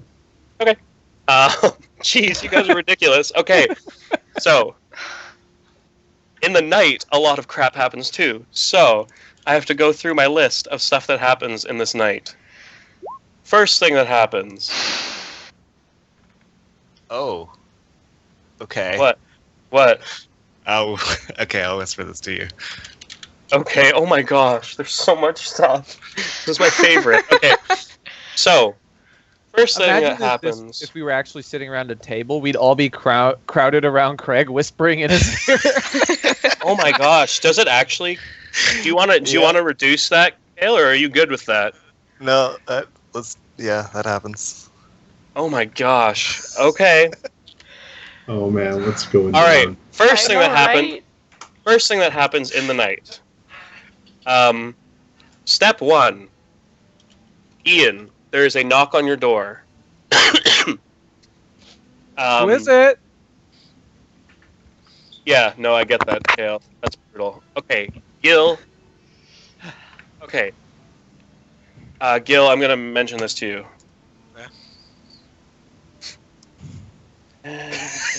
One second. 2. I feel so involved. I'm so frustrated you got away with that. Okay, so you have no idea. You guys are ridiculous. You should have seen the messages he typed me. Okay, so, on the left side hallway, there's a knock on your door, Ian, as you were on the left side. Did you open the door? No, I want to. Can I look under the door like it's dark in my room and light in the hallway? Yep. Well, whose boots do I see? You see hoofs. What? Oh fuck! It's the tiefling bitch. Who is it? It is Desnally Fulgera. Please, I must speak with you. 1 second. And then, Yeah, for sure. I'll let you use your passive for that. Okay. Yeah. Sorry, not you, Ian. Continue.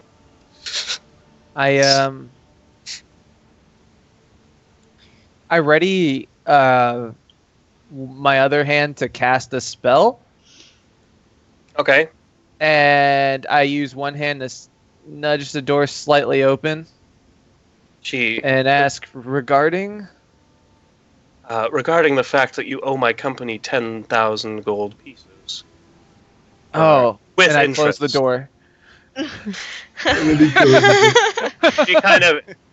She kind of she's like, very well, but I will be telling my boss that you're here. And I'm sure that the deliberations tomorrow will not go as planned, thanks to this. To me, I have nothing to do with this continent. That's kind of messed up. Yes, well, you are a friend of the mediator, and I do not feel that this is being a fair situation. And she turns and she just leaves. She walks out of the hall. God damn it, Ian! She walks into her room. Her room is actually across the hall from you, down a bit.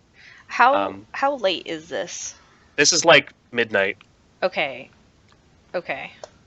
The next thing that happens, in the left side hallway again. Actually, sorry, in the right side hallway. Who has the high? Sorry, what was her name again? Desnally, right? Desnally, yeah. Okay. What is? Okay, no. Left side hallway. Sorry, a lot of stuff happens. The left side hallway. Desnally, in the left side hallway, Gil, I'm just going to say you see it. People don't know how, but Gil, you see Desnally go. She knocks on Victor's door. She goes in and she says, you hear basically a discussion talking about the man who owes our company the 10,000 gold with interest. He is here. Do you think we should deal with him? Do I start to put two and two together? I don't see how. No, you just hear him talk. Well, you hear Robert Downey Jr. couldn't string that together. Come on now. Yeah, oh, you know she's talking about Gil because you heard the thing before.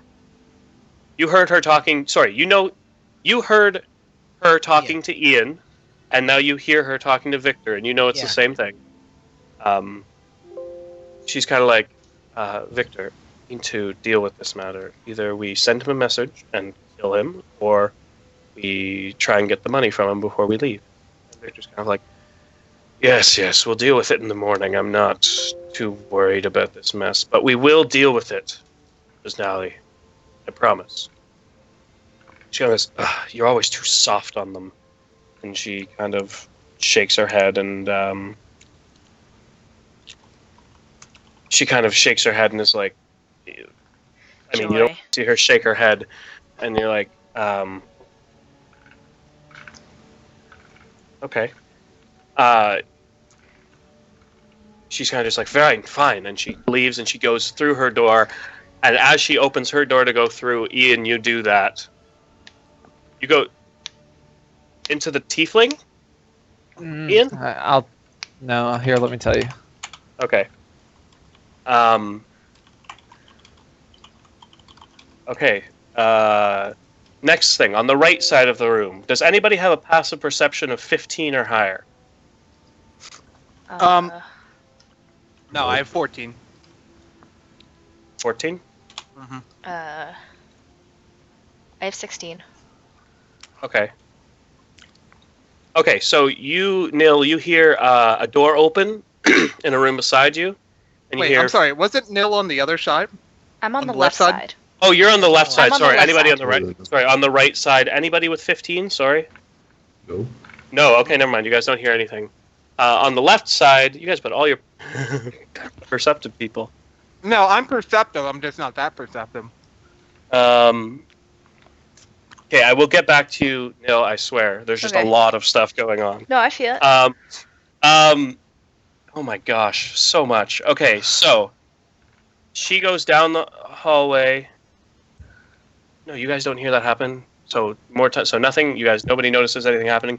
You have Gil. You see the tiefling woman, Desnali, leave her room and go all the way to the right side hallway. She then comes back a little while later. You then see... so you wouldn't see that. I wouldn't see it. Oh shit. No, because it's on the right side. Oh, okay. Nobody on the right cool. side. Nobody on the right side can hear anything. I can. Like I said, you just have a 15, and I have 14. So you can't hear anything. So eventually you see Miranda walk into the left side hallway. Same. And you see her knock on Ian's door. And wait. Oh, she's the other side. And wait. Hold on. Okay.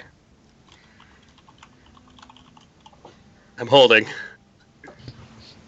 Yes, you can. I would say yes. While this is all happening, I'm cleaning up my pen to calm myself down. Okay, make a thinking check. I feel so bad for Kale. Nothing happens, followed by nothing, and then nothing. Lucky. God damn it. Okay. You're having a really hard time making this pen. I'm really fucking frustrated with the whole day, really. Okay. Yes? You hear Miranda say, it's Miranda Julianos. Please, may I come in? Here, quickly. Don't light a torch. I won't be able to go back to sleep. Okay. And I part the door partially for her, and then as soon as she's through, I close it. Okay. She comes in, and she immediately slams you up against the wall and just starts going in for you. She just starts kissing you and just going for it. She's all over you. She is all over you immediately. What is this? Just trust me. And what's your passive perception, Ian? That's a good Here comes the question. dagger. Oh my god. It's 13? Okay. She stops, she smiles, and she leaves. What the fuck? She winks at you on the way out. I think she just took your coin purse, really. I'm stating that. I'm not asking. Yeah. Oh figured it shoot! out. I didn't even think of that. Shoot. Oh, really? Yeah, it's an interesting story point. Roll with it. Okay, so it has to happen. No, I'm sorry. I actually forgot that was the thing. I'll let you recast it and everything. It's fine. So then, okay, after that, Gil. After that, because of where you are, you see Lynn. You see Miranda's friend Lindier walk into your room, or walk into not your room, walk into your hallway. I'm about to say, like, oh, do it. I dare you. Knock on Victor's door, and when Victor steps out of the room, this was... Shoot. Yeah, Victor steps out of the room. You see him push Victor into the room and just start stabbing him furiously. Oh shit! Wait. Wait. Oh my god. Whoa, can I react? You can react. Okay, I'm jumping right down on her. Him. Oh, it's a him. This is Lindier Adelast. Oh, I thought it was a she. Shit. Okay. I jumped down right on her. Him, fuck. Okay. I jumped down right You're on so her. excited. Can't Okay. pronounce it. You land on the on the ground. Ian, you hear a thud outside the room, and This is with a hidden blade. I'm trying to sleep. Kill each other tomorrow. are you making an attack? Like, are you attacking her? Him, yeah. Him. Okay, him. Sorry. Jeez, him. I'm doing that. Okay. I'm basically going for a takedown, but I don't want to kill him. Okay.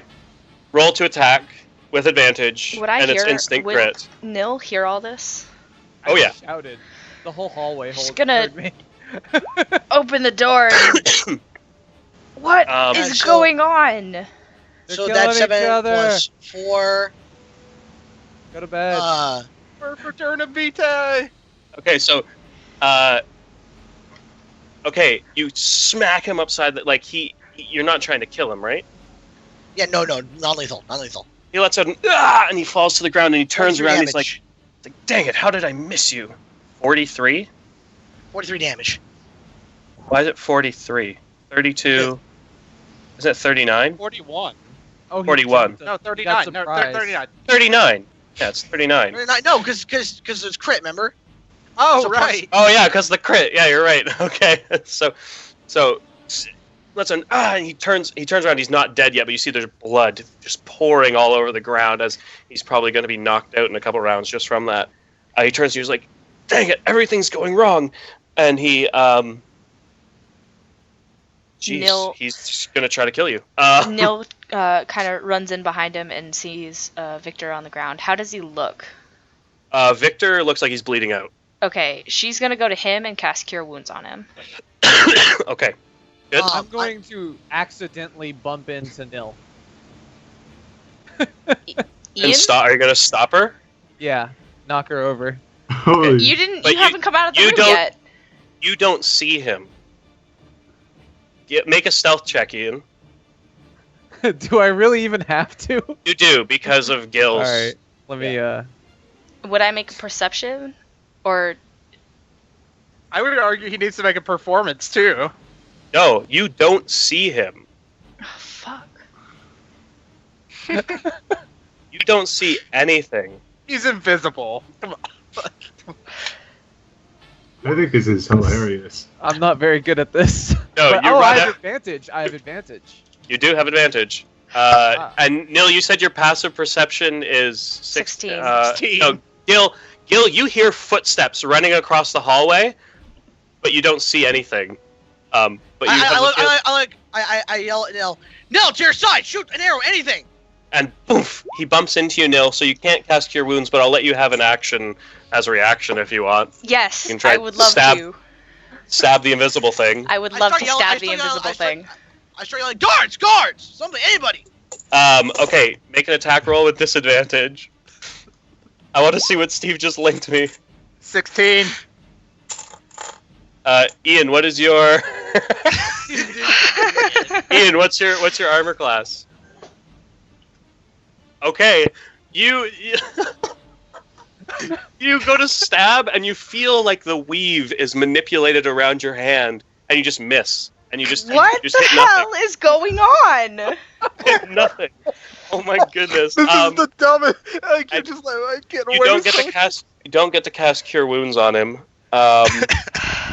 It is now going to be the mage's turn, and all of you guys now. I need to note that literally everybody else is fast asleep on the far side of the building. No, I was doing my pen thing. Remember? Oh, Cyrus, then you probably hear a struggle happening and screams and Gil, get an arrow, or Neil, get an arrow, something. You hear ridiculous like, what the fuck stuff. is going on? Gil, I grab my weapons and I go barging out my door. okay, and with that boom of the door slamming, everybody wakes up on that side of the room, except for Kale. Except for Kale. Kale is not waking up. Geez, so you guys go rushing out. Gil, you hear footsteps. Actually, make another stealth check, Ian. Oh fuck. Okay, hold on. Let me get to a safe Well, he place did an in this action, game. right? Doesn't that drop this? Like he Hold shoved Hold her on, or I'll something, tell right? you. It would drop invisibility, yeah. If he attacked her, shoving. No, his if he knife. did any action, it would have dropped invisibility. You're right. I mean, if I'm wrong, please correct me. But I thought like anything you do. No, I completely Nice agree. bit of metagame knowledge. It doesn't help you. I completely agree. I completely agree with your statement, Gil. Okay, yeah, no, I'll. You're right. Okay, Ian. So, I'm still gonna say, yeah. Oh shoot. Oh, Okay. fuck. Yep, that happens. Wow, Gil, you are stabbing somebody. Sorry. Okay. It's like So that's bullshit to give Ian super disadvantage, so he has to roll like 6 times to take the lowest. no, this is the best thing I've ever seen. Okay, so You need to roll initiative. you. Yeah, I'd say No, we're you need past to- the surprise rounds. Yeah, you need to roll. You need to roll initiative. Everybody roll initiative. I guess. I mean, I'm except so for good at Kale. this. Can't select our tokens. I mean, I feel so bad for you, Kale. You still wanna- I want this to happen. Okay, everybody roll initiative Noise, except for you Kale. said. Oh, I think. We can't. We because can't We don't have any convert tokens. Oh, you don't have tokens. Shoot. Dude, Okay. Just 20 put 'em bucks, on the it was table. whatever. Yeah, just put us on the table. Yeah, I'm going to. I'll copy and paste you guys. Oh my goodness, there's something wrong with my thing. I can't scroll down. Oh my god. Oh, this is a mess. I This is feel such a big mess. like I'm practically a co-DM this session with how much I'm fucking with shit. Oh, you're not. Like, you're not wrong. Oh my god. Sorry, guys. For some reason, I can't scroll down, so it's hard for me to copy your tokens. I'll just copy mine Okay. over. 1, There you 2, 3, 4, 5, 6. That's all of you. Jeez, this is the most ridiculous can't- thing. Hey guys, why are we on Oh. a table? Oh my god, my voice! go. Oh, good, of course. What the fuck? And then he gets a 19. This is the fucking universe where Ian acts before me. We are in the darkest fucking timeline. What the I'm fuck? I'm re-rolling my fucking When the two initiative. spellcasters get that. Yes. Okay, you're re-rolling your initiative. That's fine. You can do that. Yeah, I Oh can't- my gosh, don't this is assume that literally I my can. this is my favorite session ever. Oh my god. Okay, Cyrus, I'm gonna say the initiative starts when you all burst through the doors. So Cyrus, you see, in the hallway, you see Gil on top of a bleeding man with a knife in his side. You see probably the feet of Victor sticking out of the room, and Nil's like leg sticking out of the doorway. And that's it. I sprint towards that and I pull out my healer's kit. I yell. I yell. Can I yell out? Still? Sorry, what are you saying? Can I yell out something still? You can still yell stuff. Yelling is a free action. But okay, yeah. I yell like. Do I see a Cyrus? Or Yeah, am I you'd see not- Cyrus. Yeah, No, you Cyrus, there's something invisible here. Yeah, that works. Yeah, because you would have heard him the first time, but not. Yes, you went back to your room, Ian. So Oh, no. yeah. I'm not there anymore. Yeah, sorry. Okay.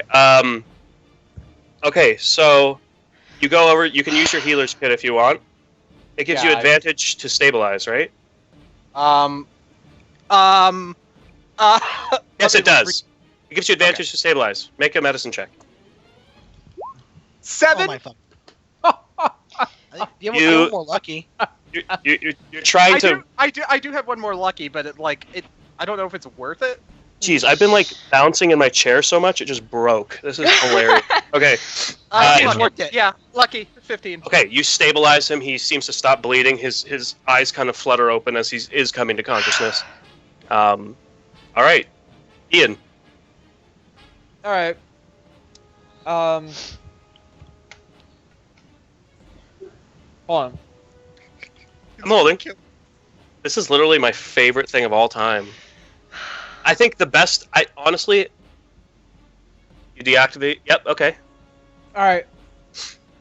I step out of my room and I'm like, what's going on? I'm waiting for an answer. You don't get an answer. Like, what does it look like? Assassin! Where? It's literally so. Ian, when you exit your room, you see Gil is on top of a guy and he's got his knife in his side, his hidden blade in the guy's side. Which guy is it? It is Lindar Adelast. Keep him alive, Gil. Miranda's friend. That's the plan. Keeping him alive. Miranda's friend that she brought. Okay. And that's it? That's the only person out there? You see Victor bleeding out on the floor on the farm, but he's actually been stabilized by Cyrus and Nil, who are in the room right now, helping him. You just see everybody is bust through the doors except for Kale. How close together are they all standing? Oh my gosh. I mean...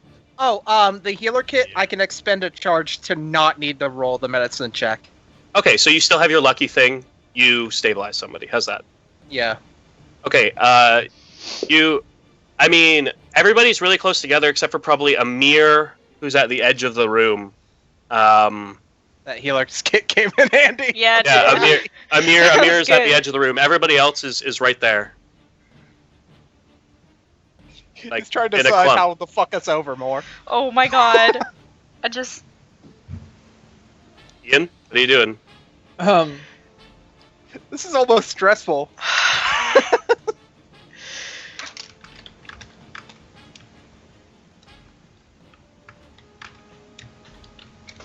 Jesus Christ. Come on, Ian, what are you doing? I need to know. I'm so distressed right now. I'm stressed. Mike, I have a question you need to answer. Oh my god. You want it to go... Yeah. So who do you want it to hit? Oh, I see. Okay, I'm gonna say he has 3/4 cover. That's all. I'm gonna say he has 3/4 cover. I'm gonna use my thing to get advantage because I've had a long rest since then. Hey. Oh What level are you casting this spell at? I would be so happy if Ian just exploded right now. Please. It would be the best. Oh my god. Greg, It I would be sent you like something. It would be I know, I saw it. It would Go be ahead, so... go ahead, Ian. What are you doing? I'm casting it at the 3rd level. Okay. 3d8, 1, 2. Okay. Gil, I gotta move. And I start charging up a lightning thing. No! You want to move, Gil? No, I'm not. Okay, so roll to attack. Okay, Alright. no, actually, as you All right. So Ian looks like he's trying to pull up as he shoots Well, it, I mean, I still get evasion, but and you No, it- know where this is going, Greg. Yep, God. it's a chromatic orb, right? Yeah, it's a lightning orb. So Oh, this shit! I tried to lightning pull orb my is in his away. hand. Okay, you go. The orb is charged in your hand, and you cast it at 3rd level, right? Yeah. So it's a 23. Because that says 4th level there. So I'm just making I sure. just didn't change the text. Okay, I so changed the 10 it lights up, and you're about to throw it, and it just fizzles out and disappears. Oh, that was lucky. And then here. But- I'll get him. Okay, I'll wait. get him You know out of what? here. You know what? Actually, give me a second. Oh. No, don't give this to him, Craig. Don't give him this. I need. You know what, Amir? I need an explanation. I mean, John? I just said to keep him alive. Yeah. Okay. yeah. I said, Okay. I was like, no, don't do it. That'll be good. All right, so you see your spell just fizzle out and disappear. You're not sure what happened. Don't you know when somebody counters your spell? I guess, yeah, you probably noticed that Amir has just countered your spell from the far end of the Yeah, room. and I will say, Thanks, Amir. That one almost got away from me. Oh God! Here, I'll get Victor out of here, and I walk up to him. I will accompany you. We should Whoa, I can this is only not bring- over yet, guys. We're still I in can only- initiative. It's still my turn. I haven't moved yet. No, I know. I can only bring one person with me, though. Okay. So you're gonna walk up to Victor? Yeah, I'm walking up to Victor, and it's like, I'll get him out of here. Okay. Amir, it's your turn. And then, Oh, no. I'm You going to... You can't can. cast... No, because you cast a 3rd level spell. You can only use a cantrip. Isn't that a crit roll rule? No, No, it's it's an a base actual rule. rule. That's the DMG rule. It's a 2nd level spell you can use as a bonus action. Well, then I'll just, like, Saving Private Ryan one arm of his over my shoulder. Okay. And start walking away. Okay, so you start getting out of the hallway, heading towards Amir. Amir, your turn. I yell at Amir. Amir, take care of this guy. which guy? The guy I'm on. Oh, This guy. Put like this guy. Landlear?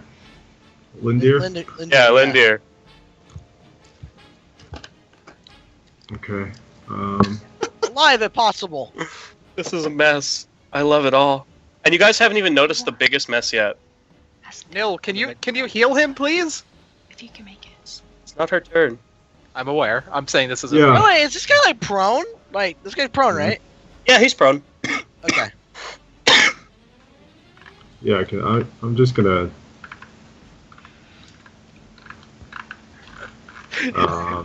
Mike is trying so hard right now. Yes, no, I like So- that name, Mike. okay. That's you should tell Velvet to do that for the name. What?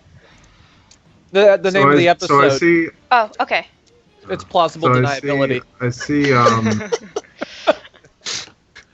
You see him. Sorry, go ahead. I see Ian and Victor coming towards me. Yeah, I'm he's helping him down the hallway. Okay. And Gil, Cyrus, and Nil are all surrounding this other guy. Hold on, I want to change what I said. I'm sorry. I want to change what I said. Wait, no, Amir, stop Ian. What? Why? You want me to stop? Yes. Why? Nil can heal him. There's an assassin here. Nil can heal him. I About to can be taken heal care him. of. Amir, no, what come are you on, doing? There's an assassin. What's Amir doing? Amir is very confused. He's going to walk up towards Ian and Victor and just accompany Ian. Like help him? And- Okay. Yeah, and say everyone stop. We need to figure this out. What's our course of action from here? We need to get this guy somewhere where the assassin can't get to him, and I don't know what the hell to do about an assassin. Nil, do they have like a police There's also here, someone. or There's also someone Wait, I invisible heard- in the hallway. Yeah, there's I someone heard, in the hallway? I heard Gil say there was someone invisible, right? There was. I tried to help Victor and something attacked. And Okay, so I'm it going to moved cast. my hand. What are you gonna do? Yeah, Amir, Where do you have is it? something to? Can you dispel this, or? Yeah, that's what I'm doing. I'm using dispel magic on the. Can I use it on the hallway or? Let me double check. I feel just, so bad for Kale. Oh, jeez. Just the says one who choose any creature, object, or magical effect within range. Any spell, 3rd level or lower on the target ends. It has to have a target. Yeah. I mean, You'd it doesn't really have a detect radius magic bubble. first. Yeah, you'd have to detect it first, and then. Damn. Or you, yeah. Okay. Well, I will use detect magic then. Okay, your eyes just instantly light up white, and you look around the room. You can see the faint glowing of all the magic items, but you don't see any invisible people around. You'd probably see Okay. my mage armor too. Yeah, you see his cool-looking mage armor. Mhm. He looks sick. He's got like full So- Titan mail. It's sick. He's sick because he got older. Yeah. Hey, I'm Um, still in the springtime of my youth, sir. So what are you doing, Amir? Is that it? So yeah, I cast detect magic. I'm gonna say, I don't see anyone invisible, or any Huh? They must have left. For Tournament Vitae scared him off. Okay. Okay. I do Hill. not see any type of illusion magic being used. Yeah. What's the guy non-lethal on this guy? Yep, go for it. Advantage. This is gonna hurt. Wow. That's the worst sneak attack I've seen. You kind of just basically you're punching him with it, like non-lethally. I don't know. He's looking really rough. He looks like he doesn't have much left in him. Like Okay, and then Wait, Gil. Wait, 1 second. okay. I'm not gonna listen, and I'm just gonna go again with the I'm gonna slip out my offhand dagger. Okay. And bop him. And crack. He is unconscious. Okay, after that, I immediately get off of him. I tell Nil, restrain him, and I'm running in front of Ian. Alright, I take the rope and tie him up. Okay, yeah, it is your turn. Okay, so you tie him up. Okay. That'll take your whole turn. Cyrus, your turn. I dimensionally shackle the assassin. Okay. The assassin is dimensionally shackled. I That'll take have your him. turn. Do Do you have them? Do you still have them? I do. Okay, whatever then. Then I He's tied up I- and unconscious. I pick up the guy and I start dragging him toward, like, with my scrawny ass arms, because 7 strength, but I start dragging him towards let's say The main Gil's room, I guess. Okay, Gil's room. Yeah, well, no, the main room. Okay. At this point, you see, boom, the tiefling woman busts out of her room. Boom, Avalis is out of her room. You see Miranda come out of her room and say, "What's going on? I feel so dizzy. It's like something's been weird has been going on here." Everybody in the whole building is here except for Kale. I look at Ian. I'm like, drop him. Why? He's fine. On the floor? Yes. Ian, it's your turn. The assassin is restrained. Okay. And I drop him, and the guy smacks his head on the floor. Why was I supposed to do that? Gil, why are you mad? I want your justification. Okay. Nestor. Okay, so here is my logic. Throughout this night, I am seeing. Well, first of all, this fucking dude, the dude really got away, and I'm suspicious of anybody. Okay. Okay, and now, like I said, I was listening to everybody else I was on the ceiling. I see. So how the events go? It was Disnolly first, right? Yeah, you saw Disnally confront Disnolly Ian. fought company and like basically give me my money. Give the company my money, and I know that she works for the alchemical company, correct? Yep. I see where you're going with this. No, I accept your. You don't have to go on. I accept your justification. You think Ian? Gil is not stupid. No, Gil thinks Ian. For some reason is trying to kill him. Well, okay. When it comes in battle, he's not so smart. But when it comes to like piecing other things together, yes. No, I got you. Split-second decisions, man. Okay, Stress him so out. Ian, you're just dropping the guy. Are we out of initiative, or are you going to do anything that is going to make people upset? He told me to drop him, so I dropped him. Okay. Dropped him. Is he Ian conscious? actively being stupid. No, he wasn't conscious at all before. So I'm going to say we're out of initiative now. Okay. I'm gonna pull out a parchment and paper and write him a bill. Protection services and medical expenses for 20,000 gold pieces, and put that on his chest for when he wakes up. I fucking throw that away. Are you serious, Ian? Well, we shouldn't do this for free. We're supposed to be neutral here. Ian, I push This Ian is our on, job. We I were. push Ian. We this were. is a favor for a Volus.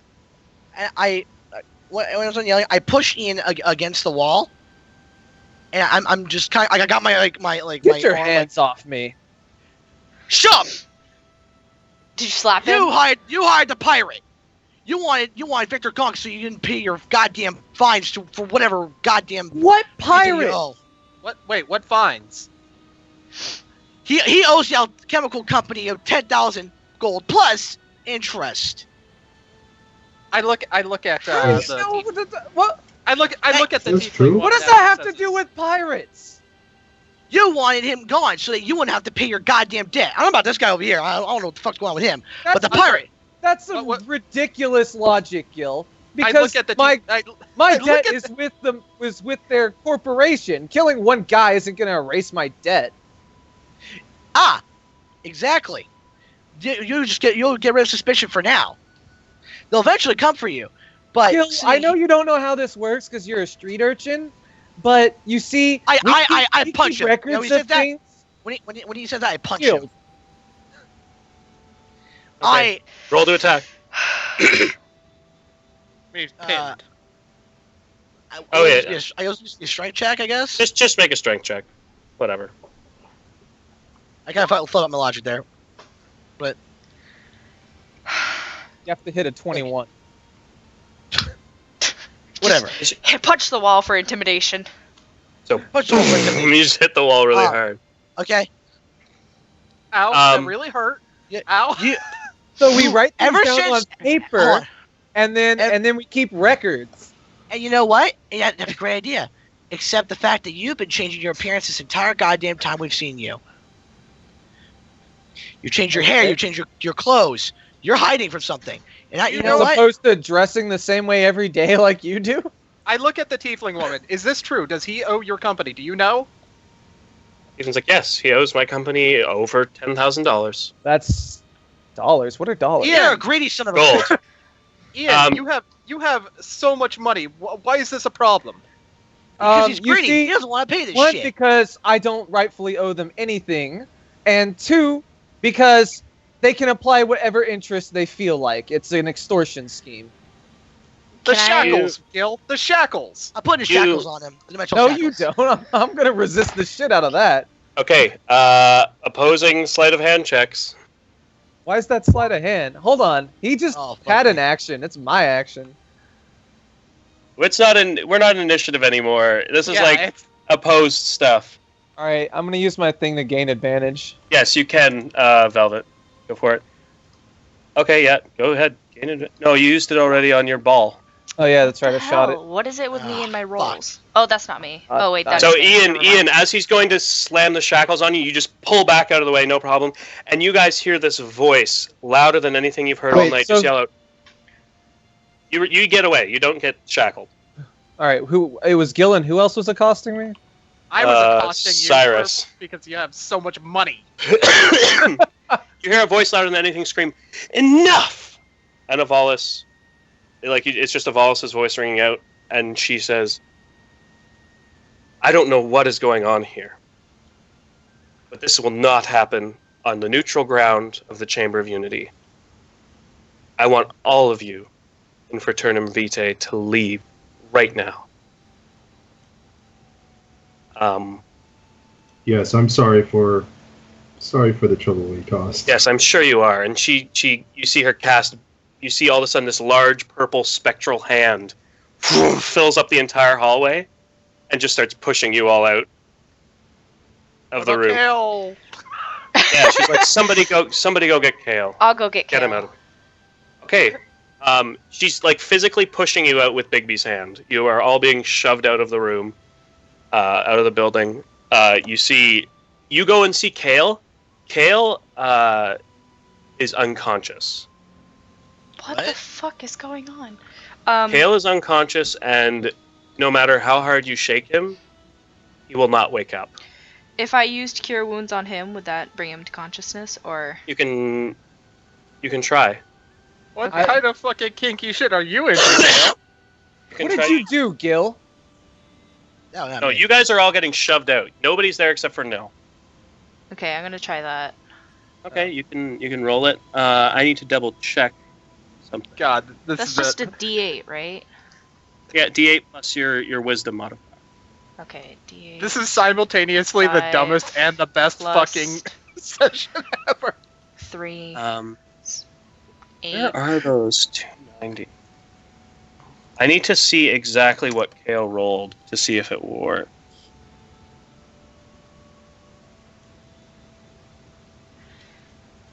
I don't know where it is. It doesn't work, as far as I understand. You cast Cure Wounds.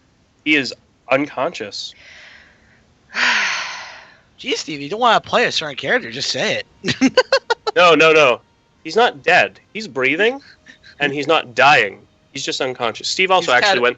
Steve went to take a shower because he knew he was going to be unconscious for a long time. So I'll just. I feel really bad for him. I'll just try to pick up his body and bring him to where we're all being shoved out.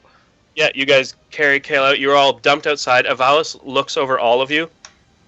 She says, she walks over. So the only people that are like just Fraternum Vitae is getting kicked out. Everybody else is still inside. I feel offended personally. That's a bad idea because there's an assassin and a victim. The assassin's unconscious and tied up. I look at Avalis, double security or something, and tell Victor. I slap Gil on the back of the head. You were the doubled security, but apparently you all can't look past whatever is going on here to just try and keep this economy stable, try and stop war from breaking out. Lady of Wallace, look, this is an internal issue with Fraternum Vitae. So I've noticed. Yeah. Well, Ian betrayed us right behind our back. That's nonsense. You have no evidence of that I have betrayed anyone. All I did was come out and help, and you started accosting me because I owe them some money. There's enough of this. She says, figure it out. She just kind of shakes her head, and she's like, I expected better from all of you. And she walks into the building and slams the doors shut. You guys are left. I walk up to Ian, and I fucking sock him if I can. You have to hit a 21, but feel free to roll. I can't actually hit that. I literally cannot hit that. Okay, so you go to roll to punch him, and do you want to have to make him no? You know what? Roll. Make him roll so I know whether or not I have to burn a spell slot. Yeah. So just make a strength check, just an unskilled strength check. Unskilled. Okay. Yeah. You're not proficient in unarmed. So. Yeah. My maximum I don't hit, have to burn a spell slot. Mage armor stops that. My maximum hit is 18, even if I crit. So. Yeah. So, oof, you just hit like a magical barrier on his chest. What the fuck, Ian? Does anyone else want to strike me with what? With what? Some conspiracy theory? You don't con to people you. I thought we were friends, Ian. So did I. I didn't expect to come out and help you in fulfilling our duties, and then getting attacked and shoved against the wall and punched. So what do we do with this one? As I'm holding Kale's unconscious body. He killed Alan. He can wait. I just found him like this. He's not dying. He's not dead. He's still breathing. He's just unconscious. And I tried to bring him back. There were only three people up when we got up, and there was the two people trying to kill each other and Gil. So Gil, obviously you must have killed Kale. Kale's not dead. He has no. Do you see wounds on him? Kale's not dead. I just told you he's not dead. So you just knocked him out. You know, hitting members of Fraternum Vitae is great for morale. I've been on the left side the entire goddamn time. If you are so trustworthy, Ethan, why don't you drink this water right here that we got a while ago and tell us how you did not hire the pirate, you do not owe these people that much money. What pirate? The pirate from earlier! Ian was not there for the whole pirate. There was a pirate! What, ninjas too? Is that how Kale's now out? Why won't you drink it, Ian? Drink what? Why? Why should I give you the opportunity to delve into all my personal life over some suspicion that has no evidence. No. This is literally the best session ever. This might be like where we kick Ian off the island because we felt I think we kick Ian off the island.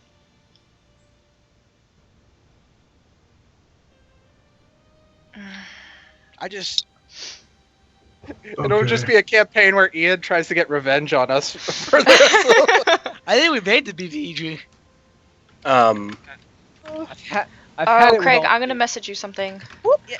If you can't, okay. The answer be this: if you have the money, which trust me, we know you've gotten tons of money over this time. You have this extreme debt. Okay, so Tio, I just need to catch up Steve because he came back from his shower. Okay. So, basically, Avalis kicked you all out because you all started attacking Ian in the hallway because everybody's accosting Ian for things. And then you got Bigby's handed out of the room, and Nil came and found you unconscious and carried you outside. Now I'm just holding your unconscious body that nobody cares about. And now I need care. Ian. Ian needs to make a wisdom saving throw because Amir, I see that. Can I take an action? You can do whatever. Just tell me. You're not an initiative. Oh, well, I was gonna just teleport to my room. Your room that you've been kicked out of? Yeah, Okay. I know exactly where it is and how to get there. Okay. I'm just gonna dimension door to it. Okay. Ian's gone. Start packing my things. Ian's gone. Okay. Actually, what's the range on that spell though? It's like 500 feet. 30 feet. Or 500? Is it 200 or 500? I'm Decia. I thought it was 500. I'm looking right now. Oh no, not dimension door. I'm talking about the spell that Amir was Yeah, gonna it's only cast. 30 feet. Okay. God damn it! Okay. This is not how I thought this would go. The day Ian got retired because he got found out. I No. didn't actually get found out. Y'all metagame the piss out of that. No, we I did didn't not know I metagame that. No, Gil actually heard everything. He heard that I owe someone some money. Yes, he heard that you owed. Yes. So if a bookie gets A killed, do they half-elf- go find everybody no, that lost a The pet to pirate him? describes a half-elf who's in fine clothing, who has a certain kind of hair. That was in Court's Landing at the same time we were. Yeah, you're talking about the most common kind of race with the most common color of hair And and one of the everything on busiest top of that. ports in the city.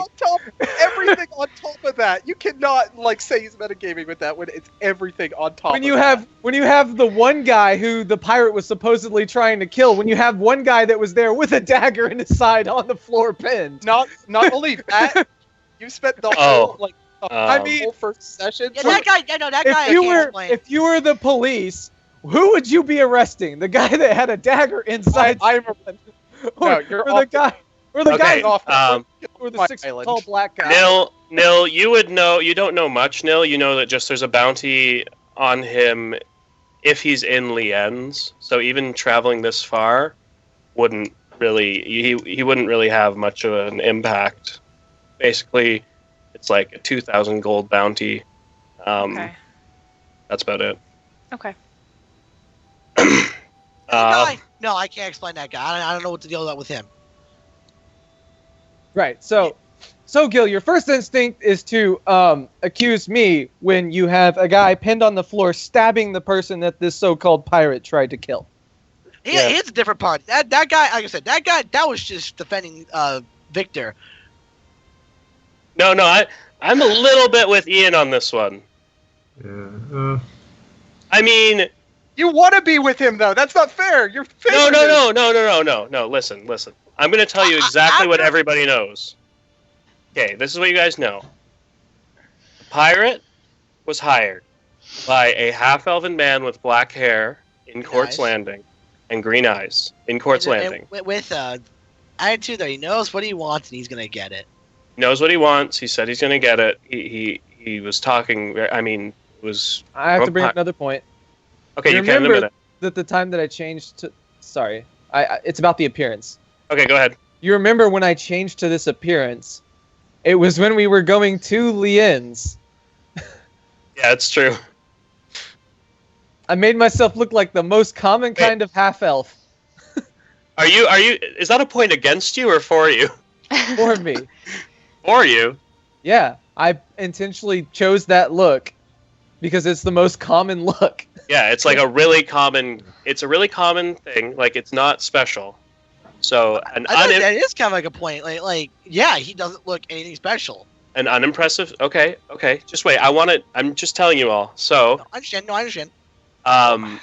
You then know that. So this pirate tried to kill him. You guys stopped him. When the pirate was released from his dimensional shackles, he disappeared. Yeah, dimension door. Okay, you don't know he dimension doored. You know he disappeared. How would we not know a dimension door, though? That's a very obvious spell. Well, okay, you know he was pulled through a dimensional door to another space. He stepped through a door to a space and disappeared. Okay? You know that during that time, Ian was in the bathroom. You know that... Yeah, so Ian was in the bathroom during that time. You know that evening, Gil, you know that a woman came to Ian and said, "You owe me money." Ian said, "Not now." Slammed the door. You know that woman then talked to Victor and said, "Hey, Victor, we know this guy's here and we need our money from him." And then Victor said, "Yeah, we'll deal with it later," and left. You know Miranda went to Ian's room and aggressively made out with him and left. Even Ian doesn't understand that one. It's an important plot point that makes no difference now. And well, now I want to know. And you know that a man that you guys talked to once, like that none of you met before, you talked to him once. He sat in the room with you guys today, barely saying anything. You know, just kind of talked, helped out with Miranda. Ran up to Victor and stabbed him in the face. Well, stabbed him in the chest and tried to kill him. And then you know that an invisible person bumped into you, ran across the hallway, bumped into you. You did not see anybody go in or out of Ian's room. She's an enchantress. You didn't notice. Gil, you didn't notice him go back. I understand. Yeah. And then Ian burst out of the room, said, "Oh my gosh, what's going on?" And then picked up Victor and helped him out. That's what you guys know. And I know it's really hard not to metagame it. I'm saying I think it's okay. Like I said, this is my logic. Ian, like I said, Ian doesn't look like he looks like any fucking normal half elf. Okay. And I was there when he did that, right? I mean, I was there. You were there when what? When he changed his appearance? Yeah. Because when we were going? Was it two? He said two. When you guys were going to Lien's. Okay. Long time ago. Yeah, in a land far away, literally. And so, and I've been around Ian. I'm sure I know even then what he looks like and what he sounds like. Yeah, how he talks. Also, we've been traveling with him for half a year. We know his attitude, how he... We know his attitude. We know he's greedy. You know his attitude. I'm still... Yeah, I still am trying to figure out, like... Why would it be specifically Ian? Yeah. I think in my... What my logic is, I think it's personally reasonable to think, what I'm given here, is that Ian... Like I said, I don't know about Lindmere. I have no fucking clue what's going on with him. So maybe you should have interrogated him before you got mad at Ian. But he just... maybe. The person you suspect me freeing was under detainment for trying to kill this person, and then you just stopped somebody trying to kill the same person that night. But you almost... You said you almost roasted it. For. You almost and also, you were also... But you guys don't know. He was trying to... You guys think he was trying to help Gil incapacitate the assassin. No, because I told him to keep him alive. We know spells don't... Like, his spells aren't exactly, You can deal non-lethal damage with anything you want. No, it's only weapons. No, You sure? you can No, deal I'm- non-lethal damage as long as you declare it. Okay, well they changed that. They did. This is really fun. Because it was guys. a problem in 3.5. It was really hard to take a prisoner if you were a mage, which didn't make any sense. Oh Stop! dear. Right there, it explodes. So Okay, well, can we? I guess we wouldn't accost him, but we might suspect him. I mean, what's done is done. You guys have had a Well, fight. it doesn't make sense for us to fight then if we don't understand. Like, if we're like, it doesn't make sense. There's nothing wrong with jumping to conclusions. Sometimes it happens. And, I mean, that's just a conclusion I jumped to. Okay, that's the conclusion that Gil jumped to. Well, Like I said, I think it's reasonable to. Okay, he has a debt. I know him. He's greedy. He doesn't want to pay it. Even though he has tons of money, he could probably easily pay this shit off now. oh but yeah, he he doesn't could. I I know want he you has to enough. define greedy. Okay. On the 'Cause I side don't of think this, that's a very accurate observation. There's one thing to really want money, but that's not Frugal. the same thing How about as being frugal? greedy. How about frugal? I will say, It's probably Uh, frugal. jumping out of the world of meta, Ian, there is a knock at your door as you are packing your things. Oh my. Who is it Uh, this time? I've had enough visitors. It's Avalis. I know you're in there. Oh, come in. She steps in. She says, I don't know what happened. Not If you- me, not really either, honestly. Yeah. Yeah. So basically, we talked to the prisoner. Is the And- prisoner the same person as the pirate? No, that pirate is gone. We don't know what happened to him. Oh. We talked to the man, the assassin, or at least the attempted assassin. It would seem that he did not want these deals to go through. Yeah, I figured as much. Well, essentially, we interrogated him, and what he said was he wants to stop the CAG from coming back to Malona. He owns part of a new alchemical corporation that started. It's called Cauldron Concoctions. We found a flyer in his room for it, and his partner secured a significant sum of money should the Empire not have a deal with the Corporation of Alchemical Goods. Oh my So- god. It would seem that Blazestone was unaware of the affiliation, but he knew of the company among the others that were being offered this gold tentatively if this deal fell through. So it would seem that he attempted to kill him in order to stop this deal from going through. Well, He said he manipulated Miranda to come into your room and he cast a spell on her. He dominated her using a dominate person spell. Had her come in and basically he was trying to use you as a scapegoat.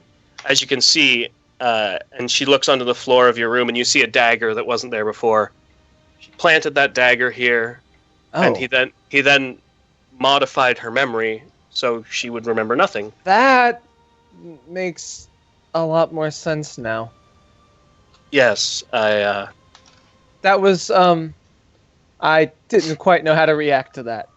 yeah, that's understandable. I mean, anyway, I don't know quite how to react to all of this. I think, We should go on a break. to be honest, you and your team have some issues you need to work out. I don't know what's going on, but perhaps with this information you can tell them what happened. I'll tell them what happened if it helps. Look, Avalis, if people on this continent feel so strongly about not having this company back, then maybe they shouldn't come back. Maybe this continent needs to become autonomous. I was thinking the same thing, actually. See, this is why I wanted to bring you and your friends along. You're smart people.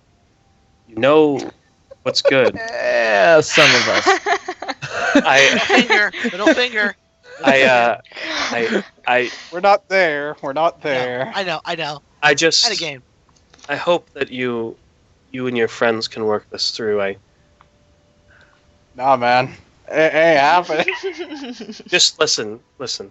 If I can help at all, I don't know what happened between you and this company, and frankly, I don't care, because I know you've been a good friend to me, and a good friend to Amaranthine, and a good friend to a lot of people. And so, please, just if you need my help in remaining with these people and gaining their trust back, I will be there to help as a character witness. And she kind of smiles. Along with a witness of other things, and she winks at you. Thank you. You really don't owe me that, but if you want to do something for me, then just watch out for yourself. That company will. can't be trusted. So it would seem. Alchemical goods, it's a cutthroat business. Listen, I reacted very rashly, and now that we've cleared up what this assassination attempt was, would you be comfortable if I invited your group back in for the night? Yeah, I'm not gonna stick them out in the cold. All right. Besides, we found one of our band unconscious, so that probably needs to get sorted out. Probably. My goodness, it's been quite a night, hasn't it? Real quick. During that time, can I start looking at Kale, like see what's up with him? Yeah, make an investigation check. Can you hold him too? He's kind of He's unconscious. He's fucking. Yeah, what is up with him? He's unconscious. Fuck, man. I look at this with me, by the way. Amir, you feel a tingling in the back of your skull, and you hear a voice, and it's Avalis, and she's casting Sending and telling you, "You're all welcome back in. There's been a large misunderstanding, and I hope we can work through this. Bring Kale as well." While this is all happening, I'm like, Nil, you're from here, right? Yeah. Could you point me towards the closest bar? I need a drink. Same. Let me come with you then. It's been a long night, and I'd rather not sleep for a while. And with that, I will say we will end the session with a processional of people, some heading towards the Chamber of Unity, some heading towards the closest bar, and Avalis. Yeah, I'll take Kale back into the. Okay. Kale. And Kale and Ian and Avalis giving an apologetic hug to Ian. We will fade to black as the world literally imploded in today's session. Oh my god. Thanks, guys. Did not Oh my lord. it all that night. Knock. What? Huh? Knock. What? Huh? Meanwhile, I'm Spider-Manning up on the ceiling, standing there. Gil was above Victor's room.